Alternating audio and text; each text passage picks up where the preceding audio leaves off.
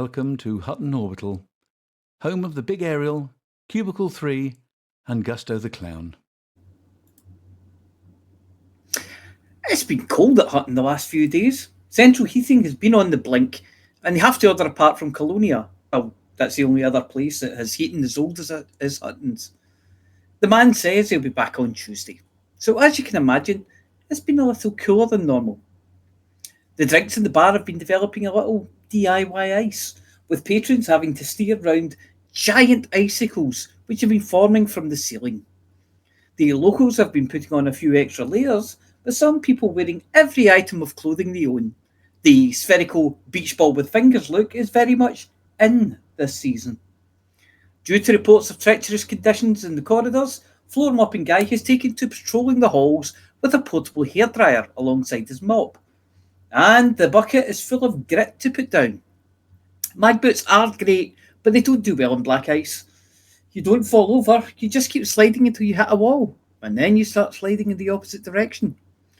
Station security are using a series of nets to divert hapless Huttoneers into an ice-free room, where a 3-bar electric fire is kept going 24 hours a day.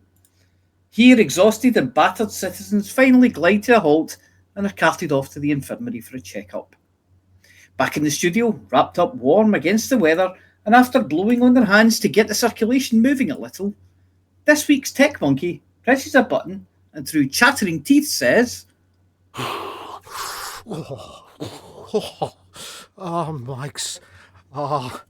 alive.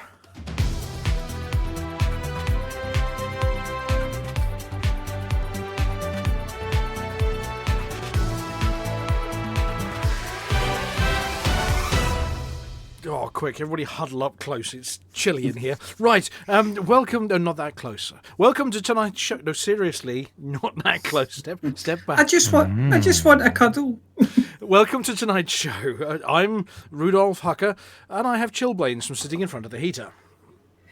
I'm Wilma Fingerdew, and I've lost all feeling in my extremities. I'm Mia Harkness, and I have been deep frying myself just to get a heat. Crispy batter. I'm Norma Snockers, and I'm knitting myself a cocoon while I'll hibernate until it's warm again. I'm Mike Rochburns, and I've been sitting in the big catering freezer to warm up. I'm Sandy Grevis, and I think I should have worn thermal underwear. I'm sure I've got frostbite. I mean, look at this. Does this look normal to you? No, it does not. I'm pretty sure that's got nothing to do with the cold at all.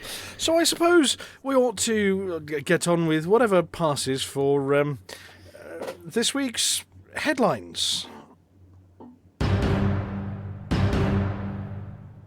Well, that didn't work. Why didn't that work? It did. It did It work. did. Yeah. Seamless. No, it doesn't. No, I'm talking. Oh no, it's all gone wrong. Hang on, let's go back to it. Okay, seams. Absolutely. Here we go. Seamless. Hey, there we go. There's an image. Okay, let's do that one again. It'll be all right in the edit. Despair deepens over plant politics. You edit? Grammar gobbledygook grinds our gears. To infinity and beyond, even faster with the Caspian.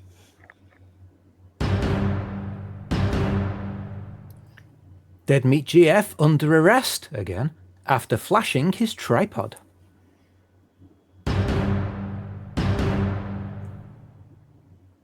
Headline redacted. Cheeky asterisks.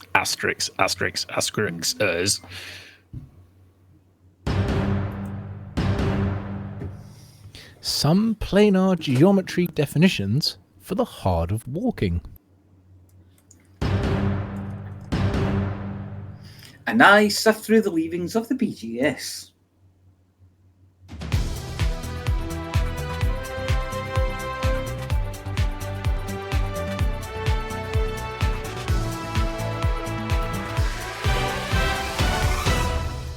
Oh no, I forgot my glasses.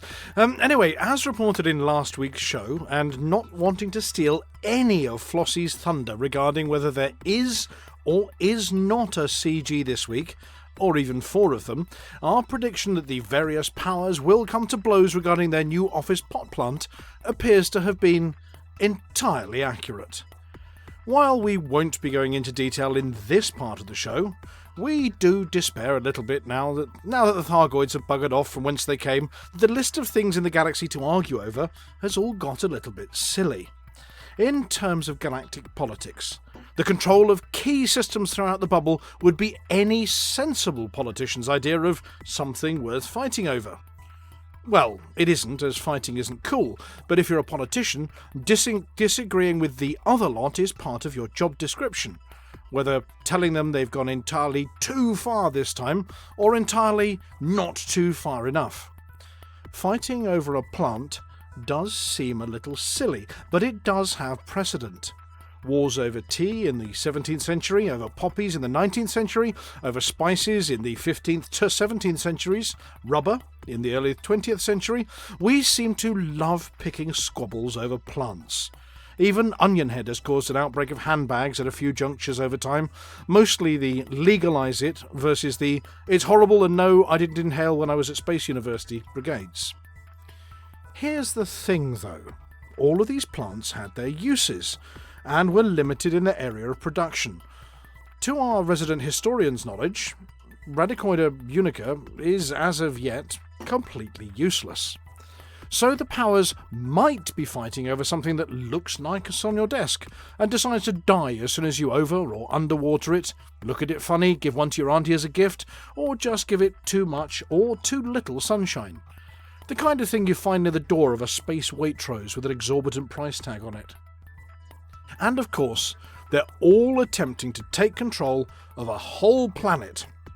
Not divvy it up into areas between them, no sharing. The plants are abundant, or at least when Flossy tells us how many samples were collected during the last CG, it's probably patently obvious that there were a lot of plants to sample, and most probably propagation cuttings in almost every science lab in the galaxy already. So, as with the big Endians and the little Endians in Gulliver's Travels, the vast majority of religious wars over whose beardy voice in the sky is better than whose, or even whether their version of the same beardy guy is better, and of course the aggro between football fans, it appears to us hippies at Hutton to be an entirely pointless conflict. Unless, of course, you consider that the fight is actually the point of it all. Clever social engineering to ensure that people supporting their chosen flavour of galactic power have something to do this week. Or, if like most of Hutton's commanders you're truly independent, being encouraged to stick a little Make Our Galaxy Great Again or MOGA hat on and support someone bigger than your local four-legged tail-wagging leader. In which case, it's fearfully clever, especially if they're giving away something as cheap as, I don't know, let's say an engineered multi-cannon as a reward for your support.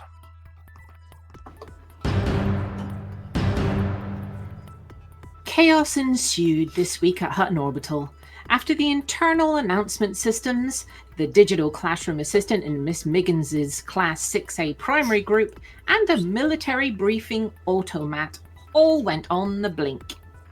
After a cunning linguistic upgrade by a visiting professor of modern English and digital speech systems, things didn't entirely go to plan. The first anyone noticed was the PA system, which started opening every announcement with a dong ding in a decidedly song-sing manner, which, interestingly, it said out loud. Although it did occasionally do a dong before having a bit of a ding in the traditional manner as well. Some of the announcements were intelligible. The big red anaconda approaching the station was laughed at, as usual, as people waved through the window.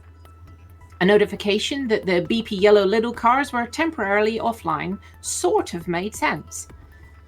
Where it started getting a little confusing was when the Hutton War Room briefing computer introduced Master Tic-Tashian Pit-Rack.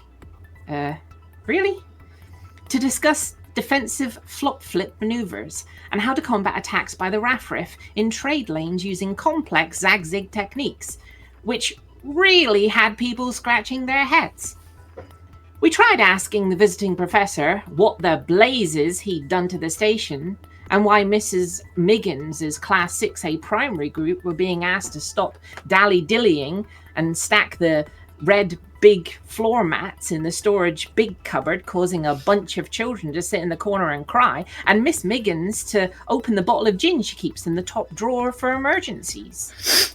Well, it's an absolute nightmare, said computer technician second class July ability. The ablout reduplication circuit is fried. The adjective order rules have been fed through a shredder, and I've had to recalibrate the whole thing with a hammer. But I managed to get it working. Here, take a listen. Computer, confirm recalibration, please. Certainly, the Flam-Flim merchant who installed my new chips has been given the old hove he, and after a bit of bash bosh bish with your hammer, I'm right, Rayner's right. Bugger. Thank goodness he didn't delete the Oxford comma. It turns out he did delete the semicolons, but that only affected people sending each other winkies. No, those aren't really small dick pics. We mean smileys with something in their eye. As far as we can tell, that's the only modern use for semicolons for everyone not writing a thesis. Normal service will be resumed once we fed it a few years of Hutton scripts as training exercises.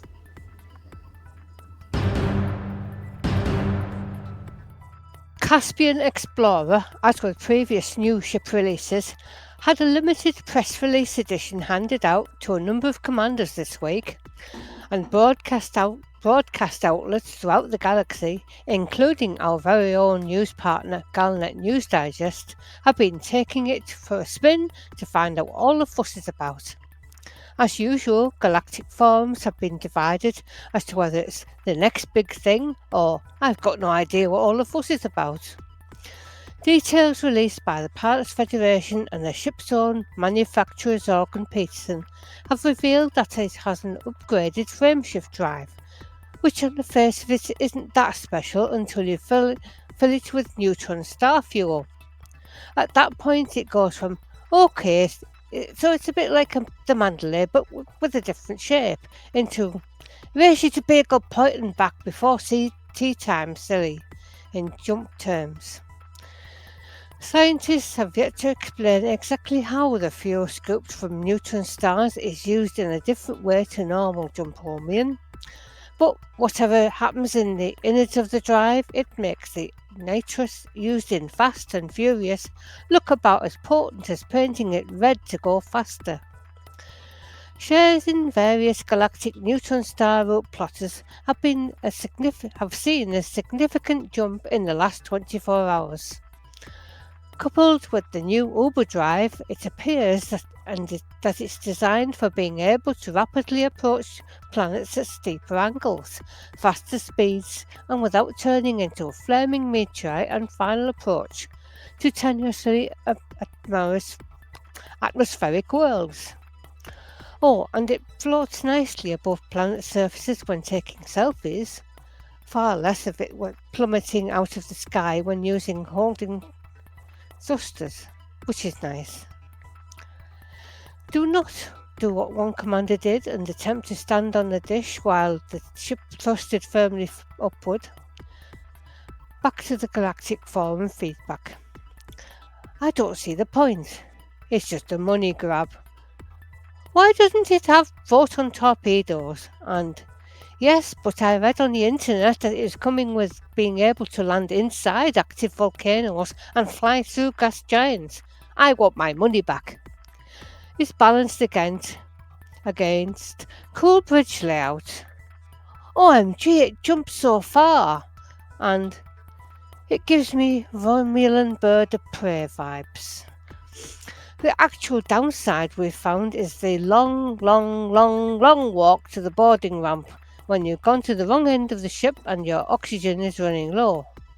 My poor legs. Oh, and one complaint from a passenger on the starboard side said that the reverse thrusters blast right past his window and he was looking in that direction and lost his eyebrows and will be seeing blue dots in his vision for weeks. As far as we can tell, No one has tested a fully neutron star-fueled Caspian on their Hutton mug yet, though thermodynamic calculations suggest that your mug might go critical if you're standing next to one of the frameshift drives when it fires up. Luckily, due to the distance between the drive and your pilot's chair, we believe that your cup of soup will likely only remove the top layer of the inside of your mouth and leave you with a numb tum rather than third-degree steam burns. Feel free to test it out yourselves when the ship arrives on the 2nd of December.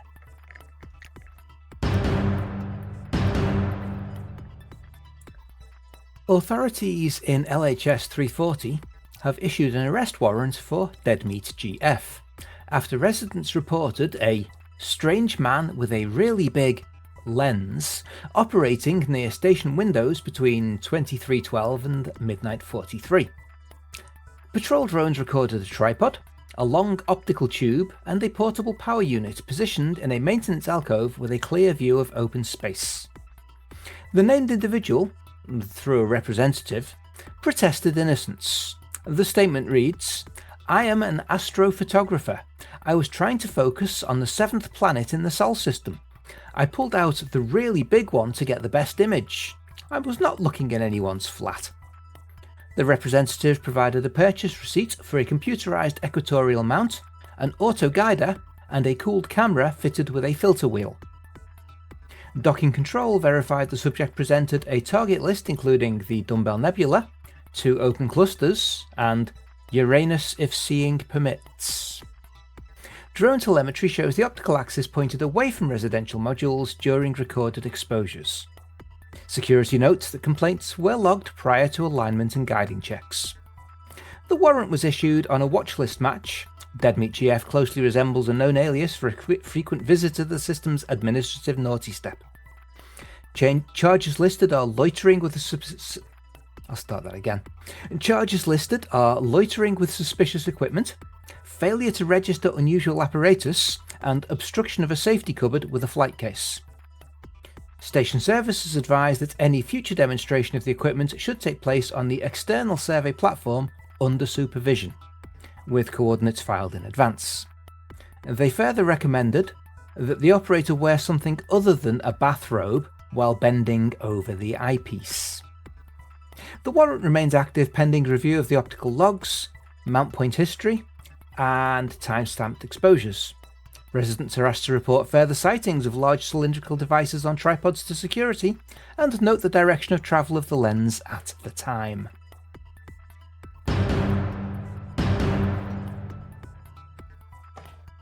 Yet more complaints have been received this week regarding Scunthorpe, or more properly, the Scunthorpe effect on naming of carriers, ships and stations throughout the galaxy.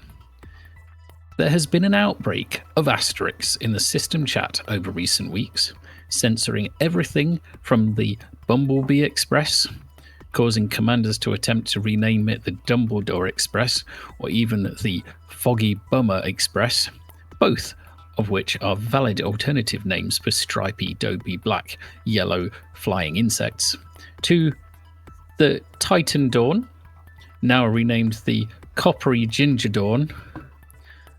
Assignments have had to be renamed to tasks. Brass fittings on board belugas are now banned. Cumulative totals are now referred to as sums. Corkscrews have been removed from all galleys, and wine bottles can't be screw top, so wine is now served in rotational cap-topped bottles. Interestingly though, the station Cox Ring is still perfectly acceptable, as is anything creatively British. So, you're more than welcome to call your ship the Bespeckled Wazzock, if you want.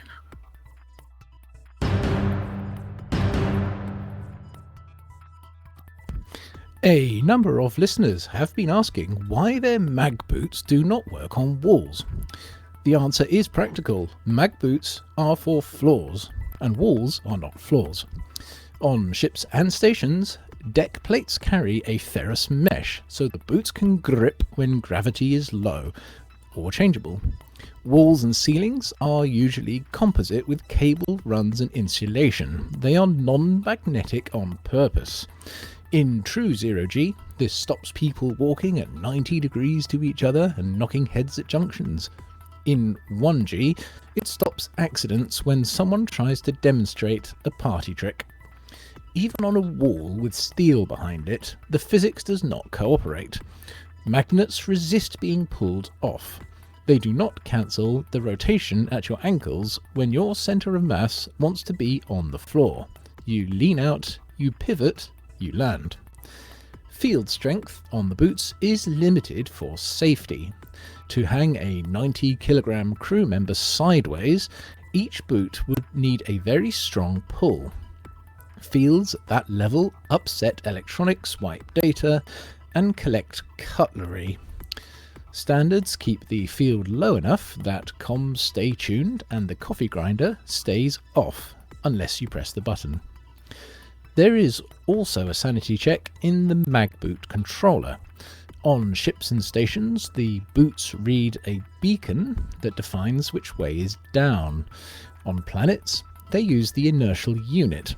If the ferrous high metal content surface under your foot is much more than a shallow slope, the boots ease off. That reduces the incident known as hanging like a bat while swearing. Controllers therefore cap the force at a level a person can break with a straight leg press. The sole handles the rest with a tread, a gritty edge, and a brief demud shake at the end of a job. Where magboots shine is simple.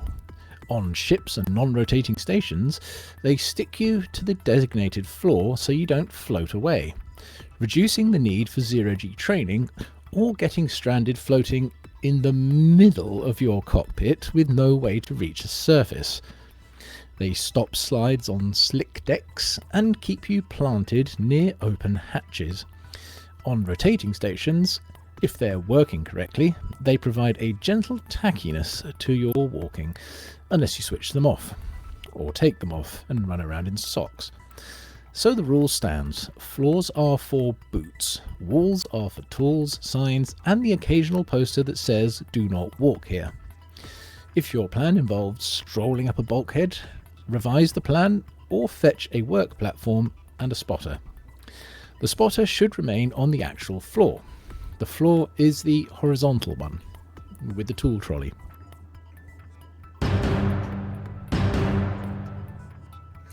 Welcome to this week's Hutton BGS bit, where we leave psychedelic cookies out for the BGS monitoring team and then marvel when nothing changes. With a presence in 1,027 star systems and controlling 358 of the buggers, it can be hard to keep on top of things, so I haven't really bothered. I have brought you some of the highlights and lowlights of Hutton's BGS though. Wolf 359 is all go this week, with boom and infrastructure failure in progress. That means if you bring in food and machinery, you'll receive top selling prices for them. There are wars in Pyretti and Wolf 630 this week. Hutton is up against the LHS 3593 Co in Pyretti and the Star Pilots in Wolf 630. I can't remember which player faction got that system first, so yeah, let's just shoot first. We can make apologies later. Big surprise, there's investment in Barnard Star. Who knew? LHS 3536 sees us in an election with the value party of LHS 3536 and LHS 1324. We are up against the BD 074419 for equality, which means we are campaigning for inequality. Yay! Go Hutton! But what does it all mean? Honestly, I have no idea, but here are some random thoughts. If you want to truck it, then truck machinery and food into Wolf 359, or take advantage of Barnard Star's never-ending investment to gain maximum profits. If you want to shoot it, then get over to Pyretti or Wolf 630 and shoot it for Hutton. And if you want to mission run, then work for Hutton in LHS 3536 or LFT 1324. Good luck, everyone.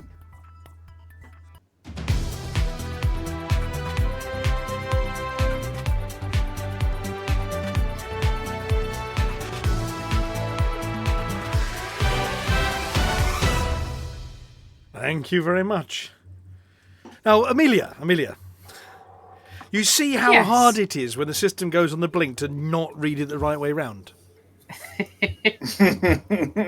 The red big anaconda, for instance, which your internal autocorrect just fixed automatically, but the system, the station's ones don't fix. You them did do other automatically. ones back to front, though, didn't Yeah, you? absolutely, front to back and back to front. Front yes. to back, and yes, Bong bing. outside in, Yep. inside out, outside in.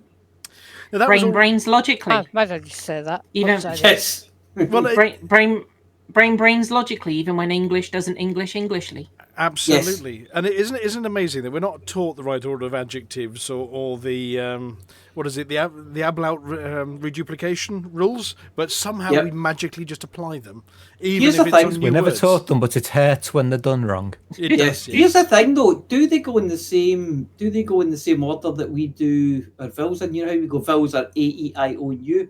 No, they don't. Okay. No, isn't there like a 20, 30 odd list of the exact Yes. adjective order of the different types of adjectives, like size, colour, and such? And there's a There specific, is. very specific order. So hang on a second. I'm just going to Yeah, because the red big anaconda does sound So- weird. opinion, size, age, shape, color, origin, material, and purpose. I tell you, Okay. Yes. there's always been a bit of cuteness and enjoyment when my now eldest, said that should be there is still something we choose to use today That not should because be it's there. just Yeah, so much okay. better. Yes. Yeah, I'm just trying to. It's things like there's examples given that my Greek fat big wedding doesn't work, Yes. or the boots one. How about leather walking brown boots? Mm-hmm. I feel this is an English problem Yes. Oh, the Americans would. The Well, Americans because don't if care. it was German, you'd just make it into a single word and it would be fine. There's probably an order that you'd have to put the words together in. In all fairness, if you're talking French, they do this kind of stuff all the time. Do they it do? sounds Who'd be normal. afraid of the bad big wolf? It Yeah. sounds normal when you say it in French, Yeah. but it's actually back to front. Yeah. Okay.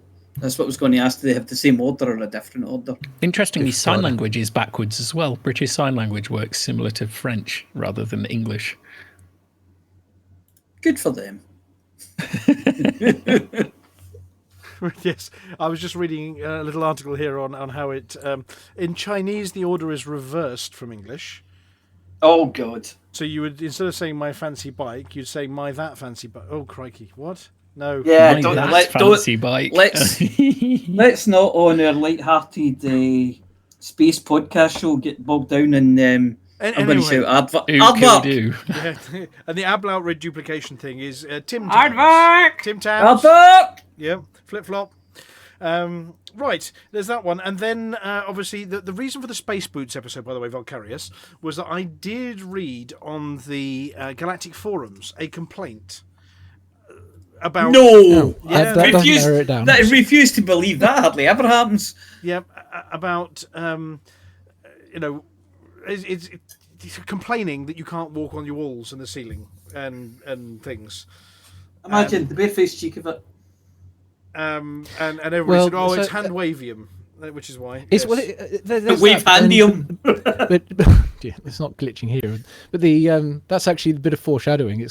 That's actually pretty funny. You'll see later. In any case, if you think about ports when you're flying into them, there's especially Imperial ones. There's an air of decorum. In fact, they make a specific point about mentioning the decorum over the PA. Is that the So, scent they put? Is that the scent they put through the air? No. It's your decency. Oh, I see. I know this is a foreign concept. Oh, absolutely. I thought it was something like Decorum by Calvin Klein. no. Coming up to Christmas, It's, they're getting to you. Yeah. no, They're it's your pumping sort it of through societal decency. So if that Yeah, we extends don't have to, that in Hutton. so if that extends to disembarking, that'll be why it's only decent to not. Well, you're not allowed to do. disembark yourself. No, you get in trouble for that. Well, I mean, this is the same kind of rules they applied in, what was it, Star Trek. And the ships always seem to turn up the same way around.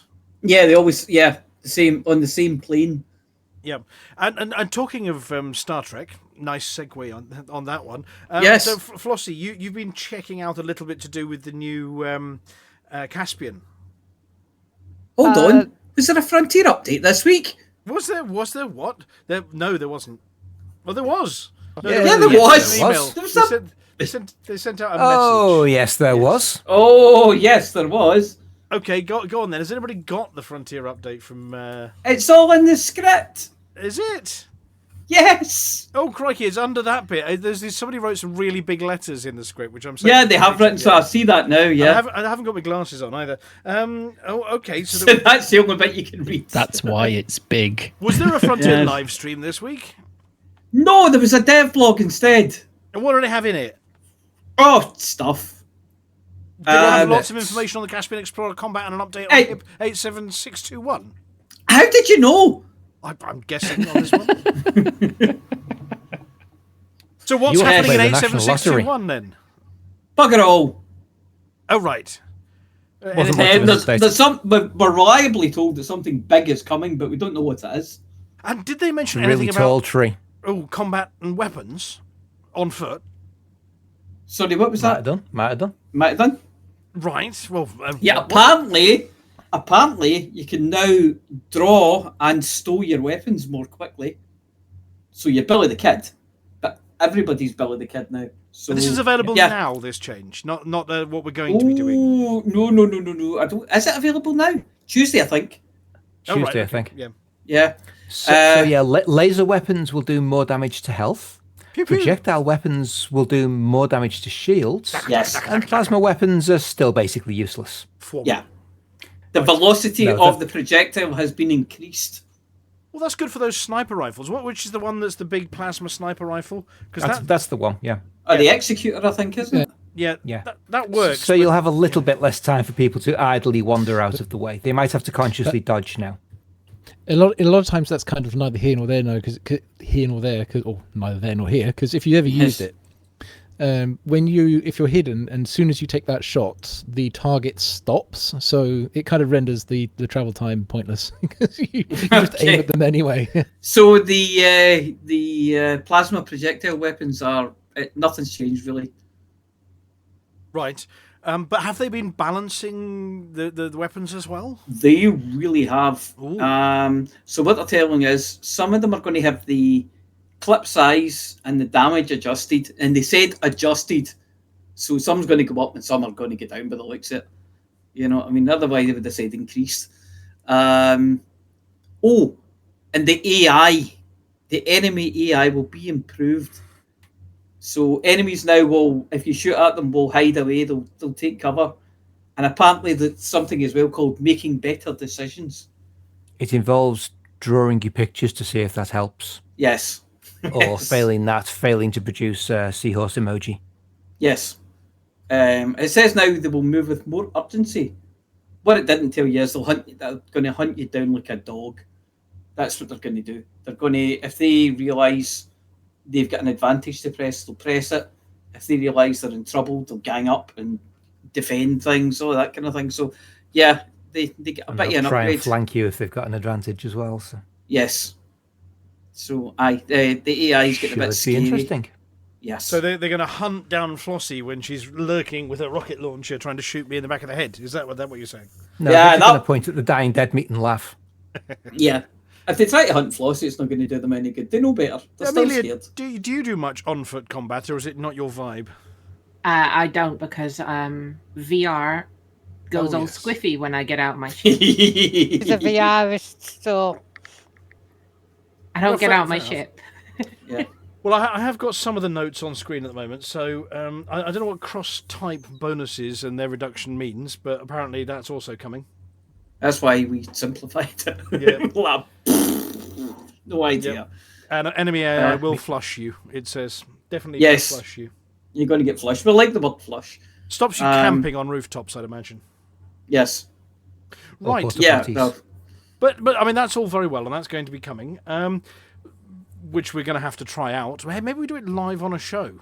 Maybe that's Yeah. what we should do next week, is do a live version of combat on foot to see how quickly Deadeye Flossy can whop that pistol out and, yes, and beat people. We can have shootouts. I haven't done any combat for a while now. Even when I did do it, I did it in easy modes. So, was there anything about the Caspian Explorer? Well, Flossy can tell you more about that. Flossy! She can, but she won't. Hang on. What's that? Sorry. I said you can tell us more about the Caspian, can't you? Hint, it's all got the text written on there. There. Point there. Yeah, but she's been Yeah, sorry, flying I'm one this here. week. I'm pressing the wrong key. Sorry. Yes. The Caspian Explorer is a large-sized exploration ship.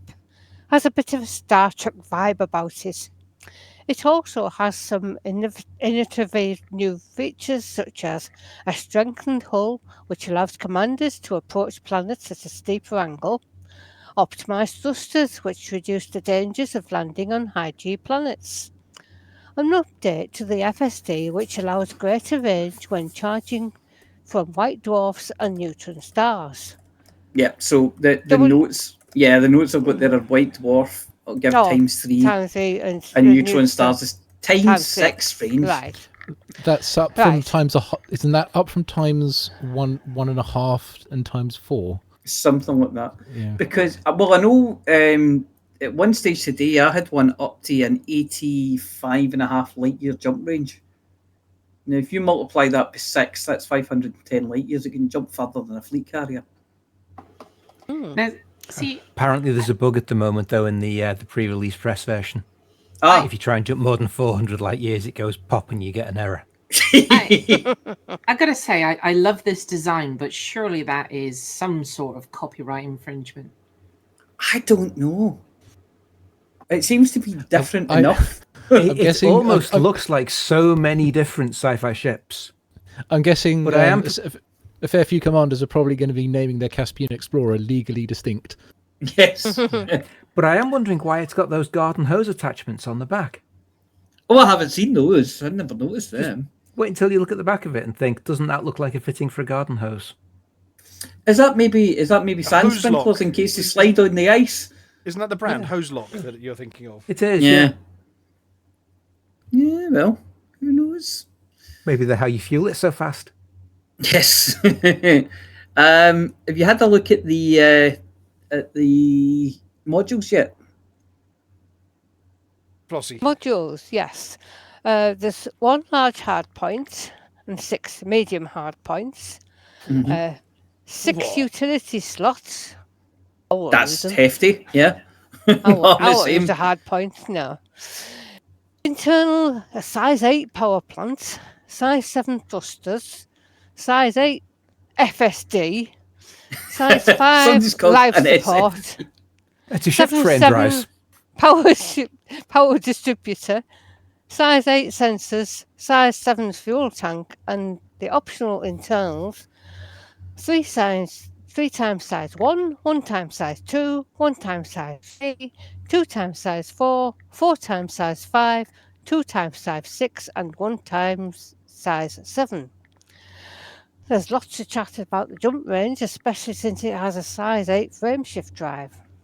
And it launches on the 2nd of December. And a bit of miss before was a smaller footprint when landing on planets. Oh, smaller footprint. Does that mean Yes. it's got little legs in the middle? Like one of those tables. All its legs are in. About. All its legs are in the middle. It's a bit like the Millennium Falcon that way. Oh, its legs are in the middle. It wears size 3 shoes. Yes. But that, I was looking at it today, and that size 8 frameshift drive is monstrous. But there's other things like, if you look at the Anaconda, you can put a size 3 shield on an Anaconda, but you can only put size 5 on this. So there's things that kind of, you can think, oh, it'll race ahead of everything. But there's things that kind of pull it back a bit as well. You don't need a shield on an Explorer. Ah, yeah, well, we'll ditch that then. Well, I'm just trying it out right now. Yeah, I'll see what it's like if I take the shield off it. We ought to do a remote view of Flossy's screen, but we didn't think to set that one up. But, So it looks like the weakness of this ship is going to be scooping fuel, because if it's got a size 8 frameshift drive, that's going to be. We don't think we have a ship that's got a size 8 frameshift drive. No, they weren't really available until now. Well, we haven't had they've all been 7. Yeah, class 7 sevens. at the max. Yeah. Yeah.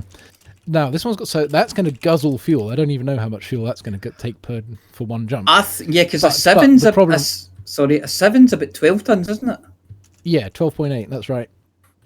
I think According it goes- to the experts over at Galnet News Digest, after a maximum range jump, you're looking at in the region of 20 seconds or more to refuel with a 7A fuel scoop. That's where I was going. That is only a class 7 fuel scoop. Yeah. So that's going to be a kind of a deal breaker for some people. Yeah. And that's using your one class 7 slot to put it in as well. Yeah. I would guess 15 tons for the fuel. That seems to be the way. Has anyone done Sorry, go on. Oh, I was just going to. I think it goes up in like a geometric regression. So you get like 5 to 8, 8 to 12.8. So whatever the ratio is, it's going to go up the same amount, I think. Yeah, but it means that what you gain on longer jumps, you lose on significant increase in the actual cycle time for the next jump. So it's not going to be as much more impressive as it first appears. No. The thing is, though, it also has a size 7 fuel tank, which is like 128 tons of fuel. Right. Yeah, that's but quite a bit. It still takes the same total time to refuel it. Jumps. Absolutely. But yeah, it's just handy to know it's got that big fuel tank in there. just loosely, just following the pattern, I estimate it will take 20.5 tons of fuel for a maximum range jump. Oh, yeah, okay. So yeah, you're definitely going to want, scoop or not, you're definitely going to want to fit extra fuel tanks. Yes. That's going to be. Well, no. I have to see what commanders think about it. Really, if you put the size 7 on, that's 6 jumps, so that's pretty good. But then you're down to. You're sitting there for about half an hour refueling. Then you're down to a class 6 fuel scoop. So yeah. No, the size 7 fuel tank is an internal. There's a core right, internal, but yes. Right, but compare that to the Panther Clipper. That can jump something like 20 times without touching more fuel. Yeah. But it would give it 6, which with a normal anaconda, you normally get about 4 jumps. Yeah, 4, because it's a class 6 FSD, which takes 8 tons of fuel per jump, and it's got a 32-ton tank. Class 5. As Hutton truckers, God. I was going to say it would make crossing the gaps in between the arms of the galaxy interesting. Yes, definitely would. And I know certainly out by the Formidine Rift, I know there was a place I got to when I got out as far as I could when I got lost and nearly couldn't get back. And there was a star, the next star out was 300 light years away. And I thought, I'll never get to that. And now that would be a possibility. It wouldn't even be a big stretch for this ship. If it's just getting back that you couldn't do. Yeah, you couldn't get back unless you were jumping to a neutron star. Well, you were stuck. My other question, obviously being Hutton truckers, is how good is this as a truck? Now 172645241312 and 3 1s is 434 tons. Yeah, use a Type 8. Yeah. No. I mean, if you were using this one and wanted to use it as a big saucer-shaped truck. Yeah, use a Type 8. That's what. That's barely more than a Type 8. Yeah. Yes. And the Type 8 is a medium, isn't it? Yeah, but if you're doing long distance hauling. Yeah. Yeah, but it is 434 tons. Yeah. Which is not bad. If you're trying to deliver gin to Colonia, say. Yes. Or Beagle Point before tea. Yes. Wait, are we still doing that? Possibly. Gin, Actually, not I've got a picture on screen about the aforementioned small footprint. I mean, as long as the terrain is very flat, I think is what you need to say, because yes, the legs are all clustered close together. I mean, don't balance anything on the nose of it; it will tip over. But if the terrain's flat, then yes, you have a small footprint. But if the terrain's flat, they got the words footprint wrong. They're rather the foot leg length. It's really short. They're really stubby. Yeah, don't land on any big. No, it's just a really big ship. Yeah.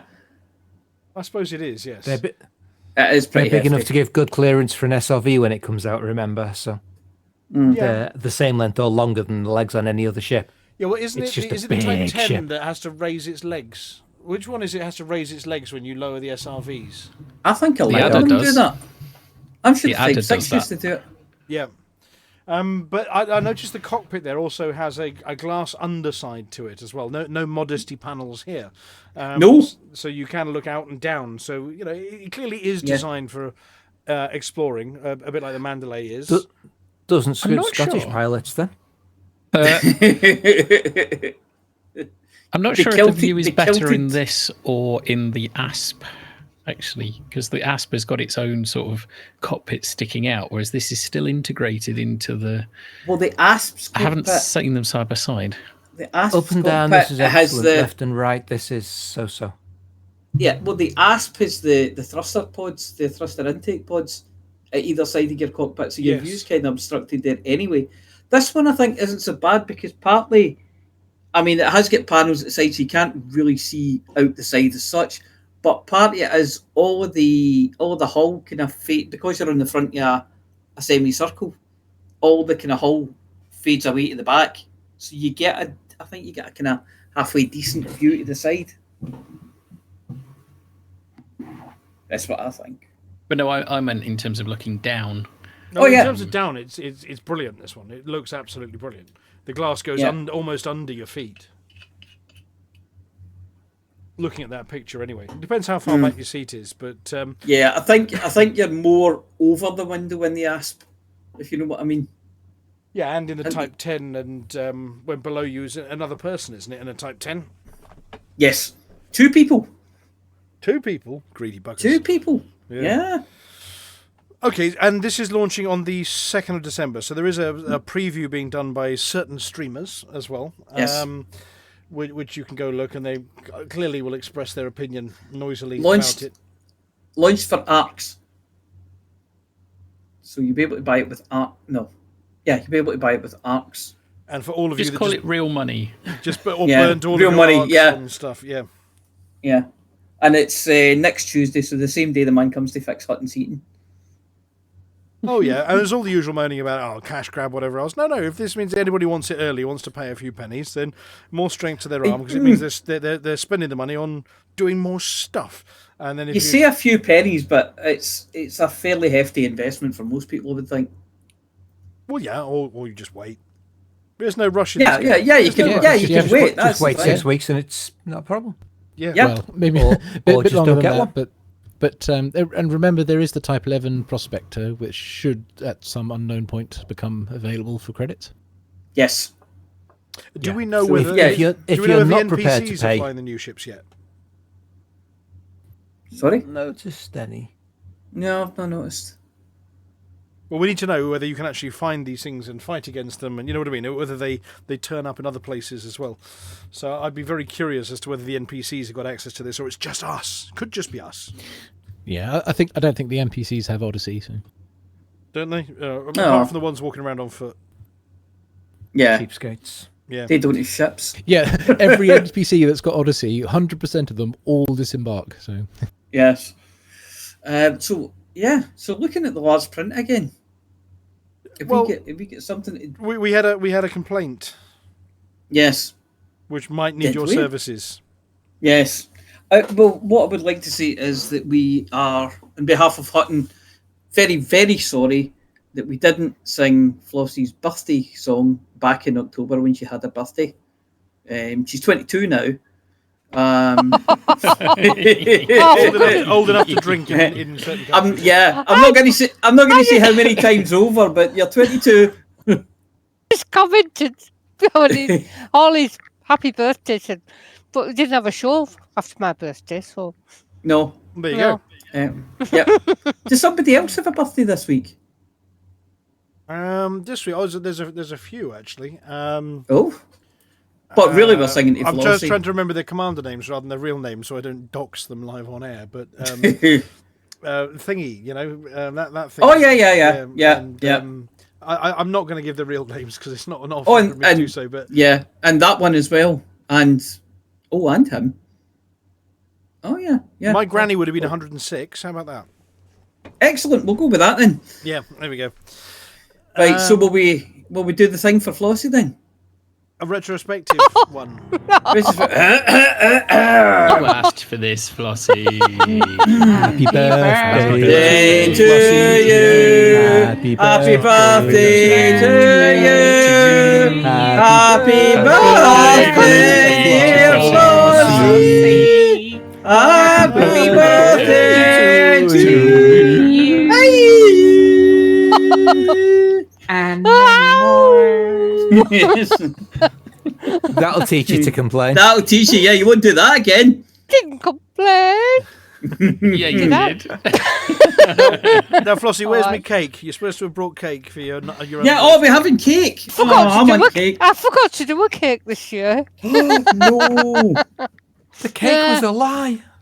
The cake was a lie. If I make a cake, I end up eating far too much of it. Your point being? That should And I'm teach trying us to lose That's the whole weight. point, supposed isn't to it? share. That's what cake is. Yeah. Cake is a lie. Right, space news time. If we've got any, I think there's a button for it. A little bit. Here we go.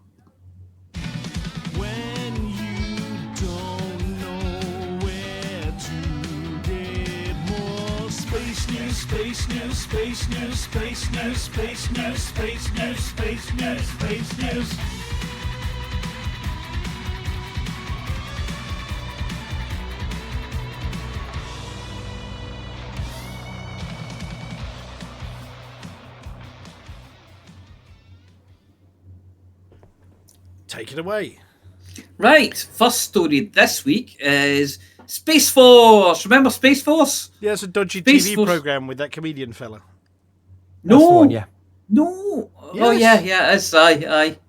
Sorry, I was getting... Actually, I do recognise this. It's that game from the 80s, Missile Command, isn't it? It's Missile Command, exactly. They're building big blocky buildings to catch all the missiles that are coming in. So Space Force are back with the bigliest, bestliest interceptors. So they've started awarding contracts this week for prototype deals. I was so disappointed. I thought they were going to be actual spaceships. They're not actual spaceships. What they are is, it looks like missiles. Right. And I don't know if it's space-based interceptors. So I'm assuming they're going to be stored on an orbital platform somewhere, and their job is to catch any missiles that are coming towards America. They're just going to make a big mess of everything. Yep. That'll No, they're not, because it'll never get off the pad. Yeah, I was going to say it's Star Wars all over again. Remember the Boom. Strategic Defense Initiative? Yes. They were going to do everything with lasers. A freaking laser. With Yes. freaking lasers. Oh, look, they have They put buildings. couldn't find a shark to strap them to. So Yeah. basically, Missile Command, they've So they put out a prototype deal, and somebody came back with a little sketch from a game they remember in the 80s. Okay. Yes, yep. I mean, if you look, it's even got buildings at the bottom. Yep. Yeah. That match the cities you're defending. Yes. It's totally Yes. Missile Command. That is Missile Command. You're like, oh yeah, we'll buy all of those.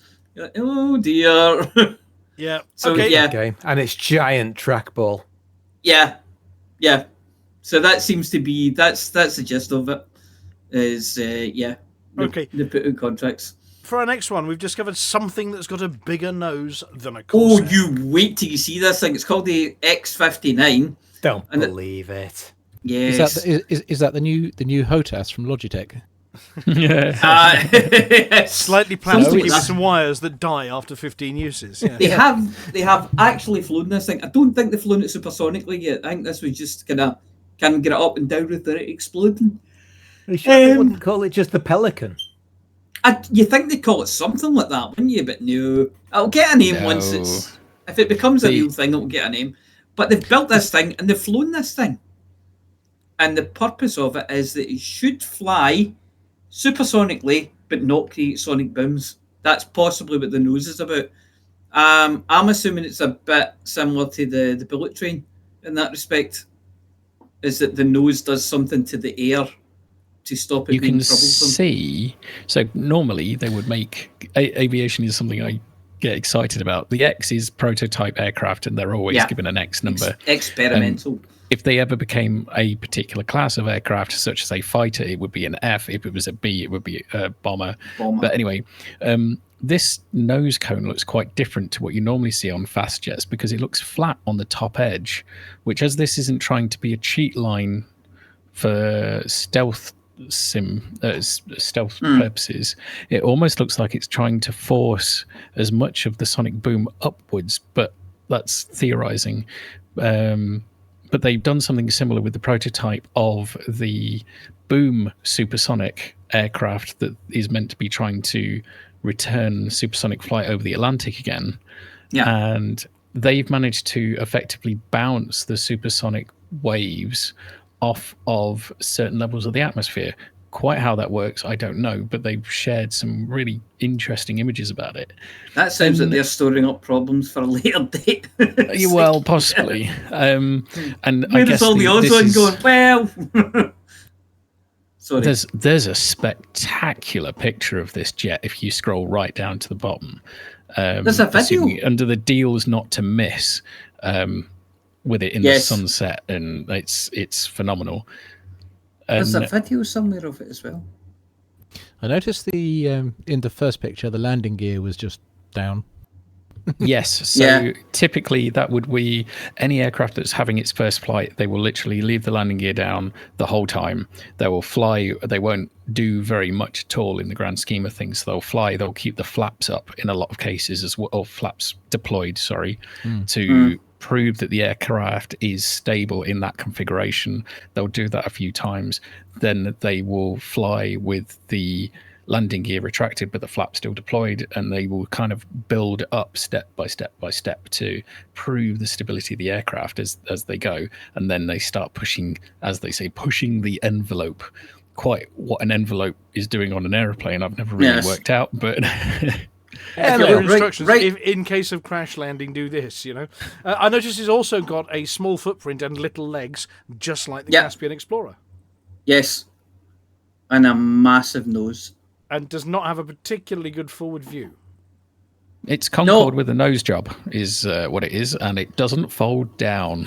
It's basically a lawn dart. It goes up, it goes down, it goes boink into the ground. That's the thing. I mean, you can't really see much once it gets up in the sky. It's just how it looks a bit unwieldy, but then they're testing it, so they're going to work with different shapes, I would imagine. I'm going to say that I imagine the pilot has to fly this thing from that camera view that you see about halfway down, where you can see out of the nose.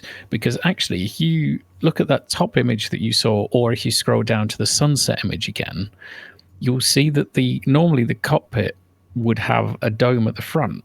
It doesn't look like it's got one. No. It looks like it's purely the glass overview. So this pilot is not going to be able to see anything forward, which is a bit like an anaconda. There's a lot of faith in the instrument landing system. Wasn't it during Captain Scarlet? They actually drove using a computer screen while sitting backwards. Ah, yes, the SPV. I have one on my desk. Spectrum Pursuit Vehicle. And they drive it sitting backwards using a computer screen. Okay. Yeah. Why? Because if they crash, it means that they're safer. Oh, because but of course it's also got ejection seats. I never really understood it though when they put this chair has to come out and then down. But anyway, we're off point. So yes.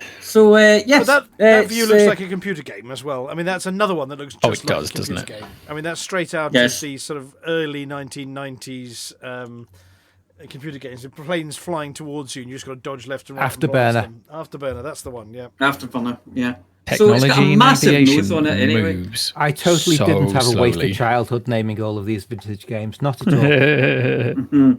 Okay, and the next one is skip turkey-related celebrations from today because they're going to space apparently. Hooray! Indeed, I just spotted this one. I'm mostly curious about this one because of Russian, US, and just general relations with Russia at the moment. Yet this is still going on, which I'm kind of pleased about. It's they're still working together for space. That's partly because they paid for it years ago and they would lose the money if they didn't use the seats. So yeah, but it's also partly because apparently Putin's the one that's got the photographs of no, it shouldn't go there. of Hudson in the bath with the. Oh no, that's a different set of photographs. So yeah, But yes, there it they've is gone with up 4 today. photographers. One of them must be Dead Meat GF, probably with his new long lens. No, his is pointing the other way, honest. Yes. Yeah. Apparently, yes, about Thanksgiving and Panamanian grandsons of Panamanian immigrants representing America up in the heavens on a mission of peace and science. I don't know if there's a dig about immigration policy in the US there, but I would imagine so. yes. Oh, no, there's something completely unrelated to this. If you scroll quite a way down, the side of the rocket this time was painted by pediatric cancer patients of more than 50 cities in Russia. Oh my God! How did they get them up there? Really big paintbrushes. Given, imagine these people in the foreground are actually quite far away from it as well. So pediatric cancer patients means children, doesn't it? Yes, it does. Yes. So I just like thing there's if you were ill and you were on a low and somebody went, "Do you want to come and paint a rocket? It's going to space." Yeah, you might be ill, but get your paintbrush, you lazy shit. Yeah, you're there. No matter, you know. Sorry, they might have to wheel you in a bed and help hold your hand, but you're doing it. Just a technicality. Was it painted by them, or was the painting design painted by them? I'm going to say it was the designs. Yes. But I'm truthfully surprised to see a Russian rocket with the word Jesus on the side of it. Okay. I wasn't expecting Why? They're very to see Christian. that. Why? They're massively religious over there. I remember That was the that was the Panamanian guy's granddad's name. Jesus. They're all Orthodox. Yes. Jesus. No, that's the wrong song. Well, it's So a yeah, pretty that's rocket. I think that's brilliant that they've done that. That's Apparently, awesome. that's a wrap, by the way. It was wrapped using their design rather than painted. Yay! Yep. What it's wrapped with and how quickly it burnt off during launch, we have no idea, unless Dead Meat GF's really long lens was able to pick it out. Yes. Just the- find the village. The reason I put that story in is because they missed their Thanksgiving dinner. But I'm reliably informed it's not a problem. Did they take it with them? Well, Got packed because lunch. Russians don't celebrate that particular festival. There's an American on board. No, David, if you would kindly move on to the next story. Right, I think okay. you'll find- funnily enough, I've got it right here. See, I think what they tend to do is take up like Thanksgiving dinner for everybody, even if the others aren't American. You know, it's like they'll do that. They have a freeze-dried Thanksgiving dinner. Hooray! What's that, Walt? They've even Did we got get lobster, the boatload apparently. of turkeys, Walt? Yes, they're wandering all over the ISS now. Yes. And I quote, "We even got some lobster." I didn't know lobster was a Thanksgiving thing. Yeah, well, it's a bit like all the things that weren't at the Nativity that turn up in children's plays. The Nativity, yes, where was the lobster in that one? It's like Christmas. People do turkey, but they also do. Some of them will do like ham or a beef joint or something as well.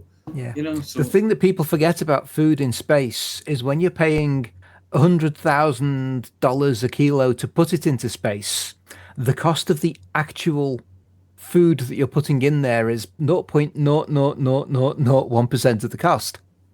So it doesn't matter whether you're sending cheap processed spam or the finest caviar. The price is still 100,000 and a little bit per kilo. yeah. So you might as well eat the good stuff. Exactly. Although, as we did on a Space Facts once, no bickies, no crumbly Yeah, nothing cookies. crumb, Yeah. no Oh, crumbs. Bickies! Oh, No powdered sugar covered donuts. No. Unless you're on a Gemini flight, in which case a really nice local deli corned beef sandwich is absolutely acceptable. But we'll get both of you grounded for the next 20 years. Yeah. Yeah. I had a Oh, corned what's beef that? sandwich for my lunch. Oh, nice. And no wafers. Oh, you couldn't get a penguin into space. Shock Yeah, horror, no, the of cranberry Of course not, they can't sauce. fly. Yeah, Yeah. no Cranberry wafers. sauce is actually Russian cranberry sauce. Is kind of neat not to have that up here because it's one of my favourite parts. He likes the Russian one. I don't know what to make of that. Yeah. That sounds good though. It's nice you got his Thanksgiving dinner when you go there. In fact, has he arrived yet then? Well, they've been showing it off on the pictures here, so they must. Yeah. No, This is the current crew that's already up there. Oh, right, so they already had some freeze-dried sent up before, like a very old turkey. Yeah, that's what I'm wondering, if the rocket they launched today has actually arrived. Haven't checked. That's up to Yeah. Little Grey to check. Okay, and during our pre-show banter, I mean, somebody was saying, "Oh, I haven't got any space news this week," and then I look at the script and there's like shed loads all of a sudden. Yeah.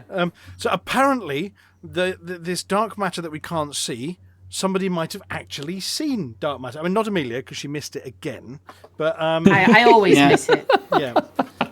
So Amelia this did is- not see dark matter. This is the most direct or least indirect observation of dark matter so far, possibly. Okay. So we've only seen That's- it before due to its absence, haven't we? We've only seen it before due to its gravitational effects. Okay. But this time, somebody theorized that if dark matter is WIMPs, weakly interacting massive particles, so a subatomic particle about 500 times the mass of a proton, so heavier than any atom out there, so a big bugger, then they would theoretically, if they ever managed to hit each other, self-annihilate and release gamma radiation at a particular wavelength. So they did a sky survey pointing towards the disk of the Milky Way. Yes. And the results of the intensity of the gamma radiation at this particular wavelength they received lined up beautifully with the theorized map of where the dark matter in the galaxy is. Oh, that's awesome. Yes. Right. Which, I So mean, we're- we're I think thinking it's a 4 or 5 sigma result, which is like a 90-odd% correlation. Okay, so each dark matter particle is what, about the size of an Easter egg? Pretty much, yeah. Yeah, so Excellent. there's But the artist's new impression. cream eggs, not the old ones. Yeah. Oh, okay, yeah. No, that's a different source of gamma that radiation. is smaller than I thought then, yeah. That's a jet of high energy particles, yes, in the picture there from something bashing into something else. Two bits of dark matter bashing and then giving out a high burst of this gamma radiation. But yeah, it's very, very possible that we've got evidence that dark matter actually is WIMPs that we just can't find, which means the standard model of particle physics needs tweaking. Yeah, tweaking quite seriously. Which is now the non-standard, soon to be revised, second edition. But whilst then, it's good news for dark matter, Do you know how when we look back at people in medieval times and their theories of the universe and things like that and laugh, people are going to do that to us now. it's turtles all the way down. it is Turtles all the way turtles. down. Yeah, it's one of the Caspian explorers standing on the back of, was it 4 elephants standing on the back of a turtle? Yes. Yeah. Okay. So you were talking about the dark matter we can see, but what might not exist? Dark energy might not exist at all. It might have been an observational error. A point of order though, matter and energy. Yeah. Oh, dark energy's got a really bad name. Dark energy isn't energy. Dark energy is the coefficient of acceleration of the stretchiness of space-time getting faster. Right. So it's It's like not an drag. energy. So dark matter isn't actually matter, and dark energy isn't actually energy. Oh, dark matter probably is matter. Oh, it We're is, just okay. not sure exactly what. But dark energy, it's just really, really badly named and is nothing to do with dark matter at all, apart from the So it's first not 4 letters energy. happening to be common. Well, it might be, if it exists, but it probably doesn't. Right. Well, Because basically, go on then.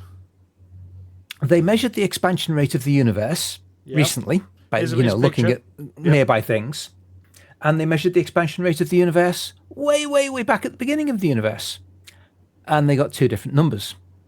But back in the 80s, when they were first doing this, the 2 numbers had big error bars, and they overlapped a bit in the middle.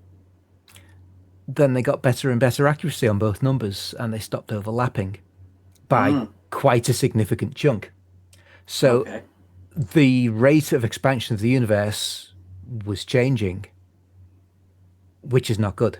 But what it did mean is that the Big Bang slowing down and eventually collapsing back into a big crunch wasn't going to happen, because we were just getting faster and faster and faster, and it was going to turn into a big rip, which is probably worse. Okay. However, Are we talking about 4-dimensional balloons and the surface of the balloon expanding and all the... Anyway, yes, all the 3-dimensional objects. and then somebody sticking a pin in it, yes. Yeah, absolutely. Yeah. So is dark what they were calling Dark energy is the name Was that- they gave to whatever force was causing the rate of expansion to accelerate. So it wasn't the drag, it was a propellant. Yeah. Because Okay. normally, if two things are moving away from each other in space, gravity will slow them down and drag them back together.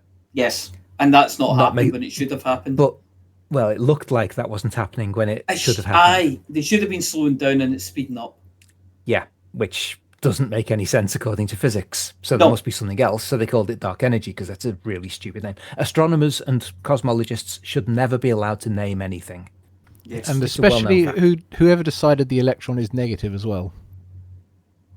Well, the electron is negative, but that's based on the fact of what they call positive and negative while using electricity before they knew what it was and how it worked. That's a different issue. But what they've discovered Should be called a negatron. that how we measure distances to distant objects is possibly very, very wrong. One of the most important steps on they call it the distance ladder of how we measure distances to things, is based on how bright type 1a supernovas are. Because according to standard theory, they're always the same brightness.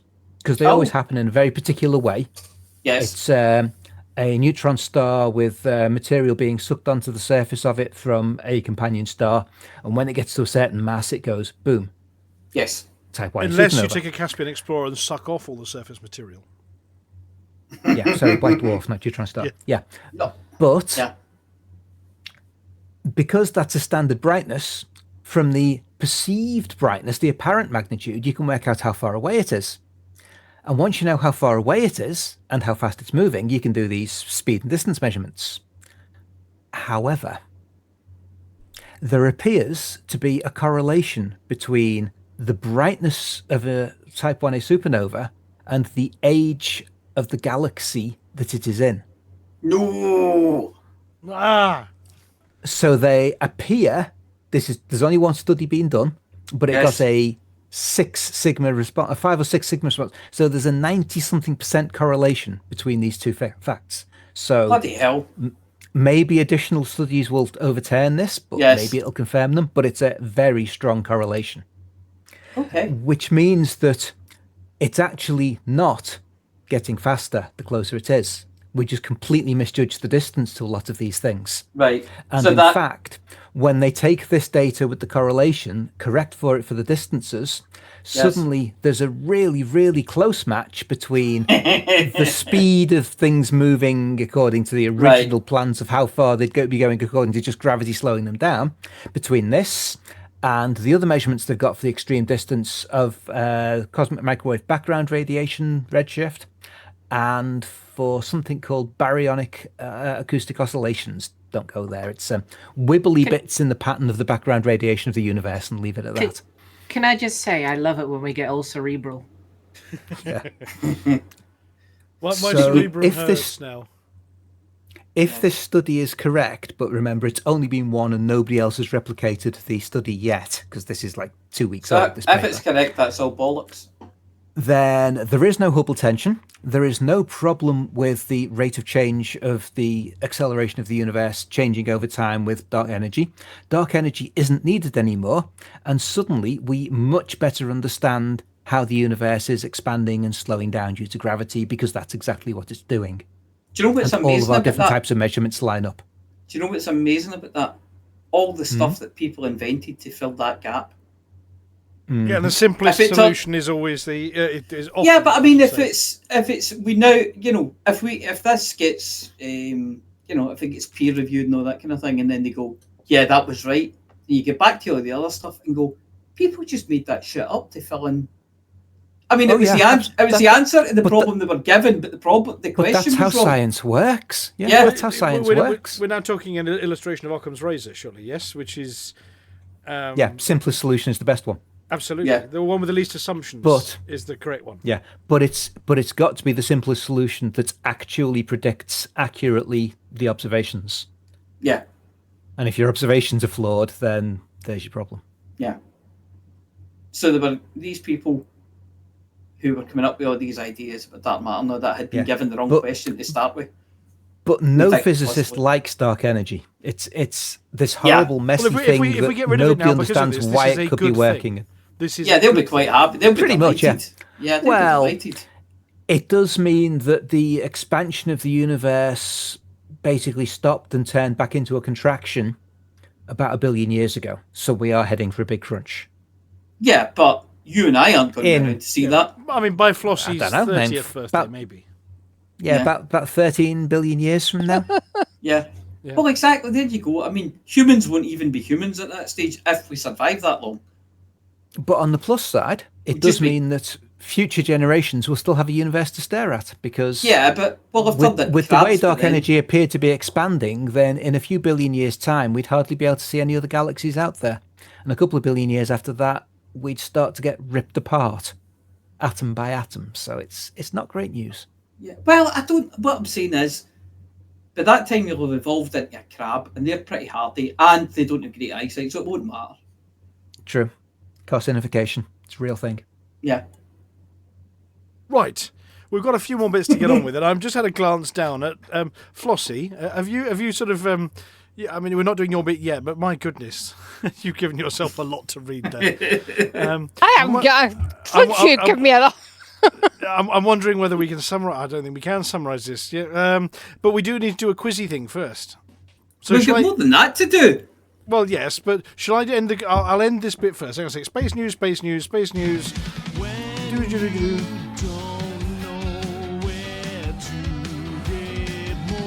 Space news, space news, space news, space news, space news, space news, space news, space news.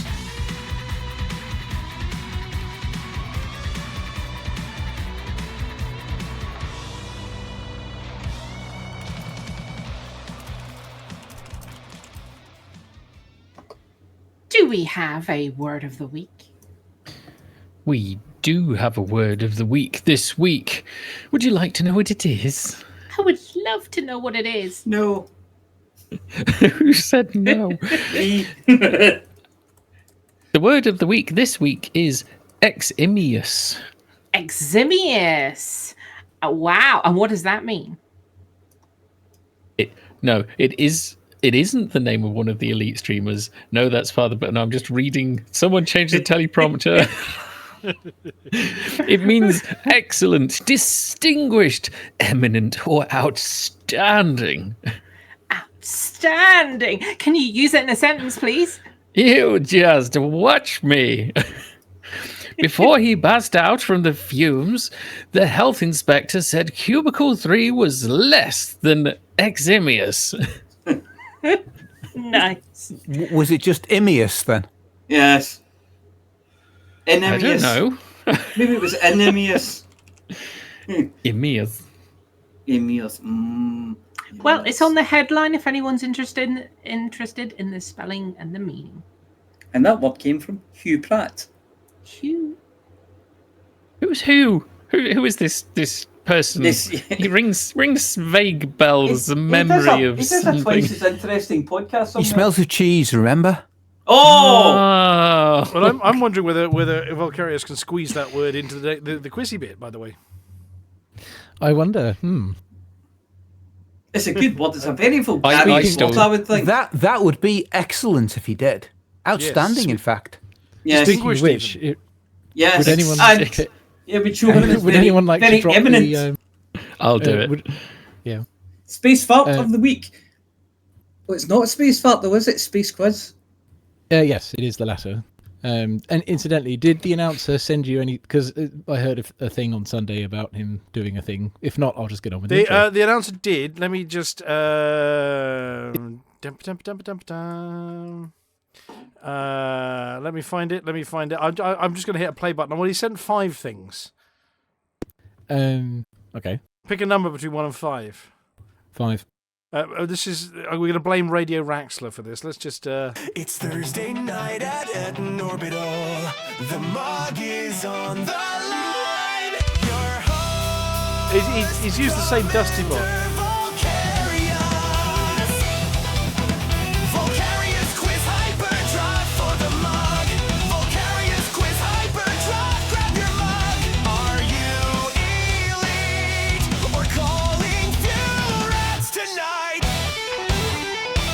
For the bug.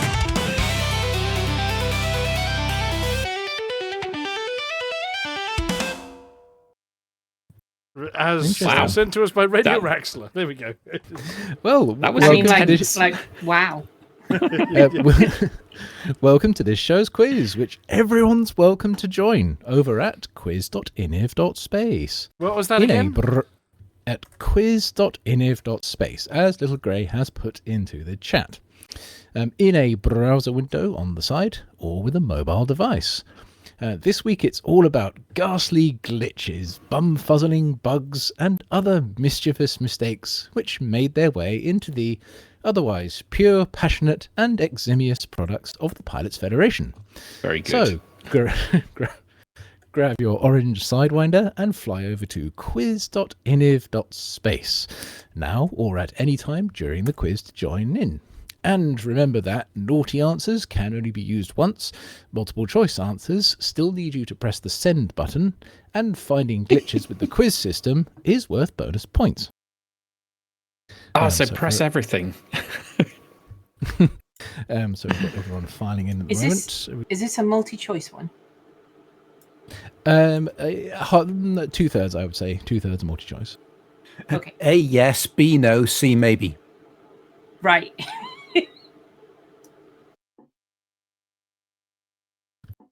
Right, so I've got a fair few joining.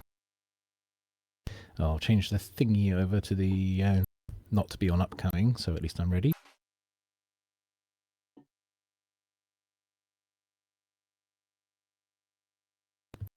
Oh, and that's Amelia, clearly.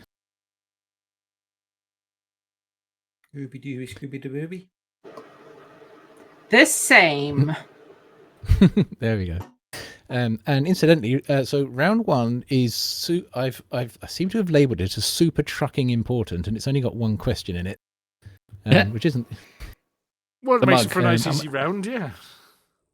How many yeah, trucks we could should- a trucker truck if a trucker could truck trucks? Not quite. It's Rats. do you have a backup of your control bindings?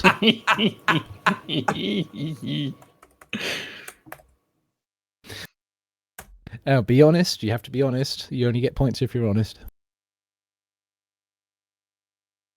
Well, anybody that's been tuning into this show during any updates over the last 10 years, or the Facebook, or the Discord, should have, but otherwise they've been ignoring all of our notes for 10 years. To be fair, ignoring most of what we say is generally a good policy. But in this But not case, this yeah, because there is an update coming before the next show. So, yeah. Yeah, so don't forget to back up your control bindings. Why do we go countdown on that one? This is a digital yes, please, answer, this one. Yeah. Yes, but I need to find this. There we go. You say you say that, but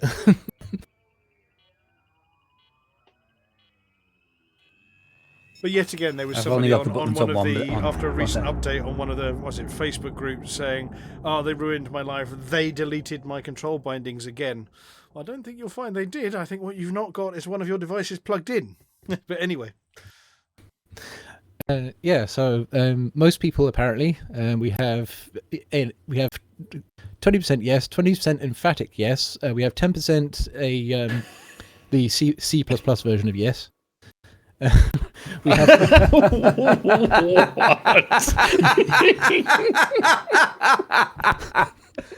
To be fair, also true of Perl, Python, and quite a few other languages. C++, we've got- it should technically be -1.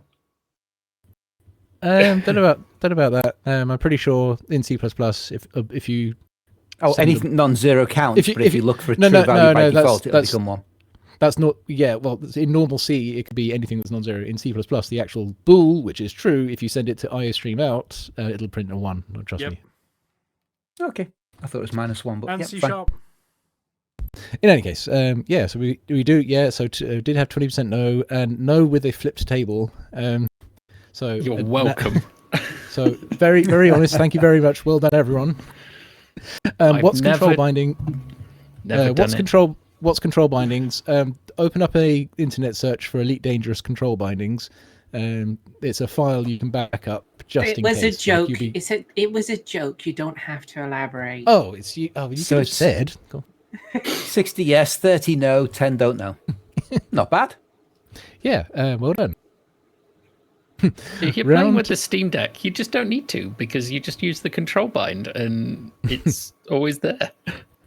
Round 2 is conspicuous causes. Question 1. What causes NPC ships to pile up at a starport while trying to dock? So this is multiple choice. Is it the docking computer, the flight assist, heat sinks, large vessels, manifest scanners, night vision, power play forces, rotational correction, or starport weapons? Well, the right answer isn't on there. Is there an other option? No, there isn't. They're all using Gemini version 1 for their AI.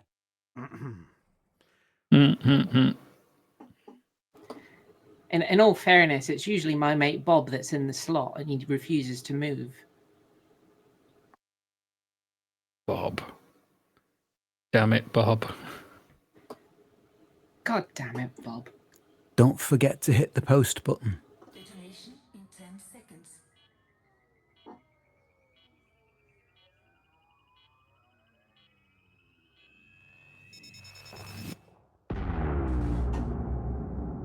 I think I forgot to hit the post button.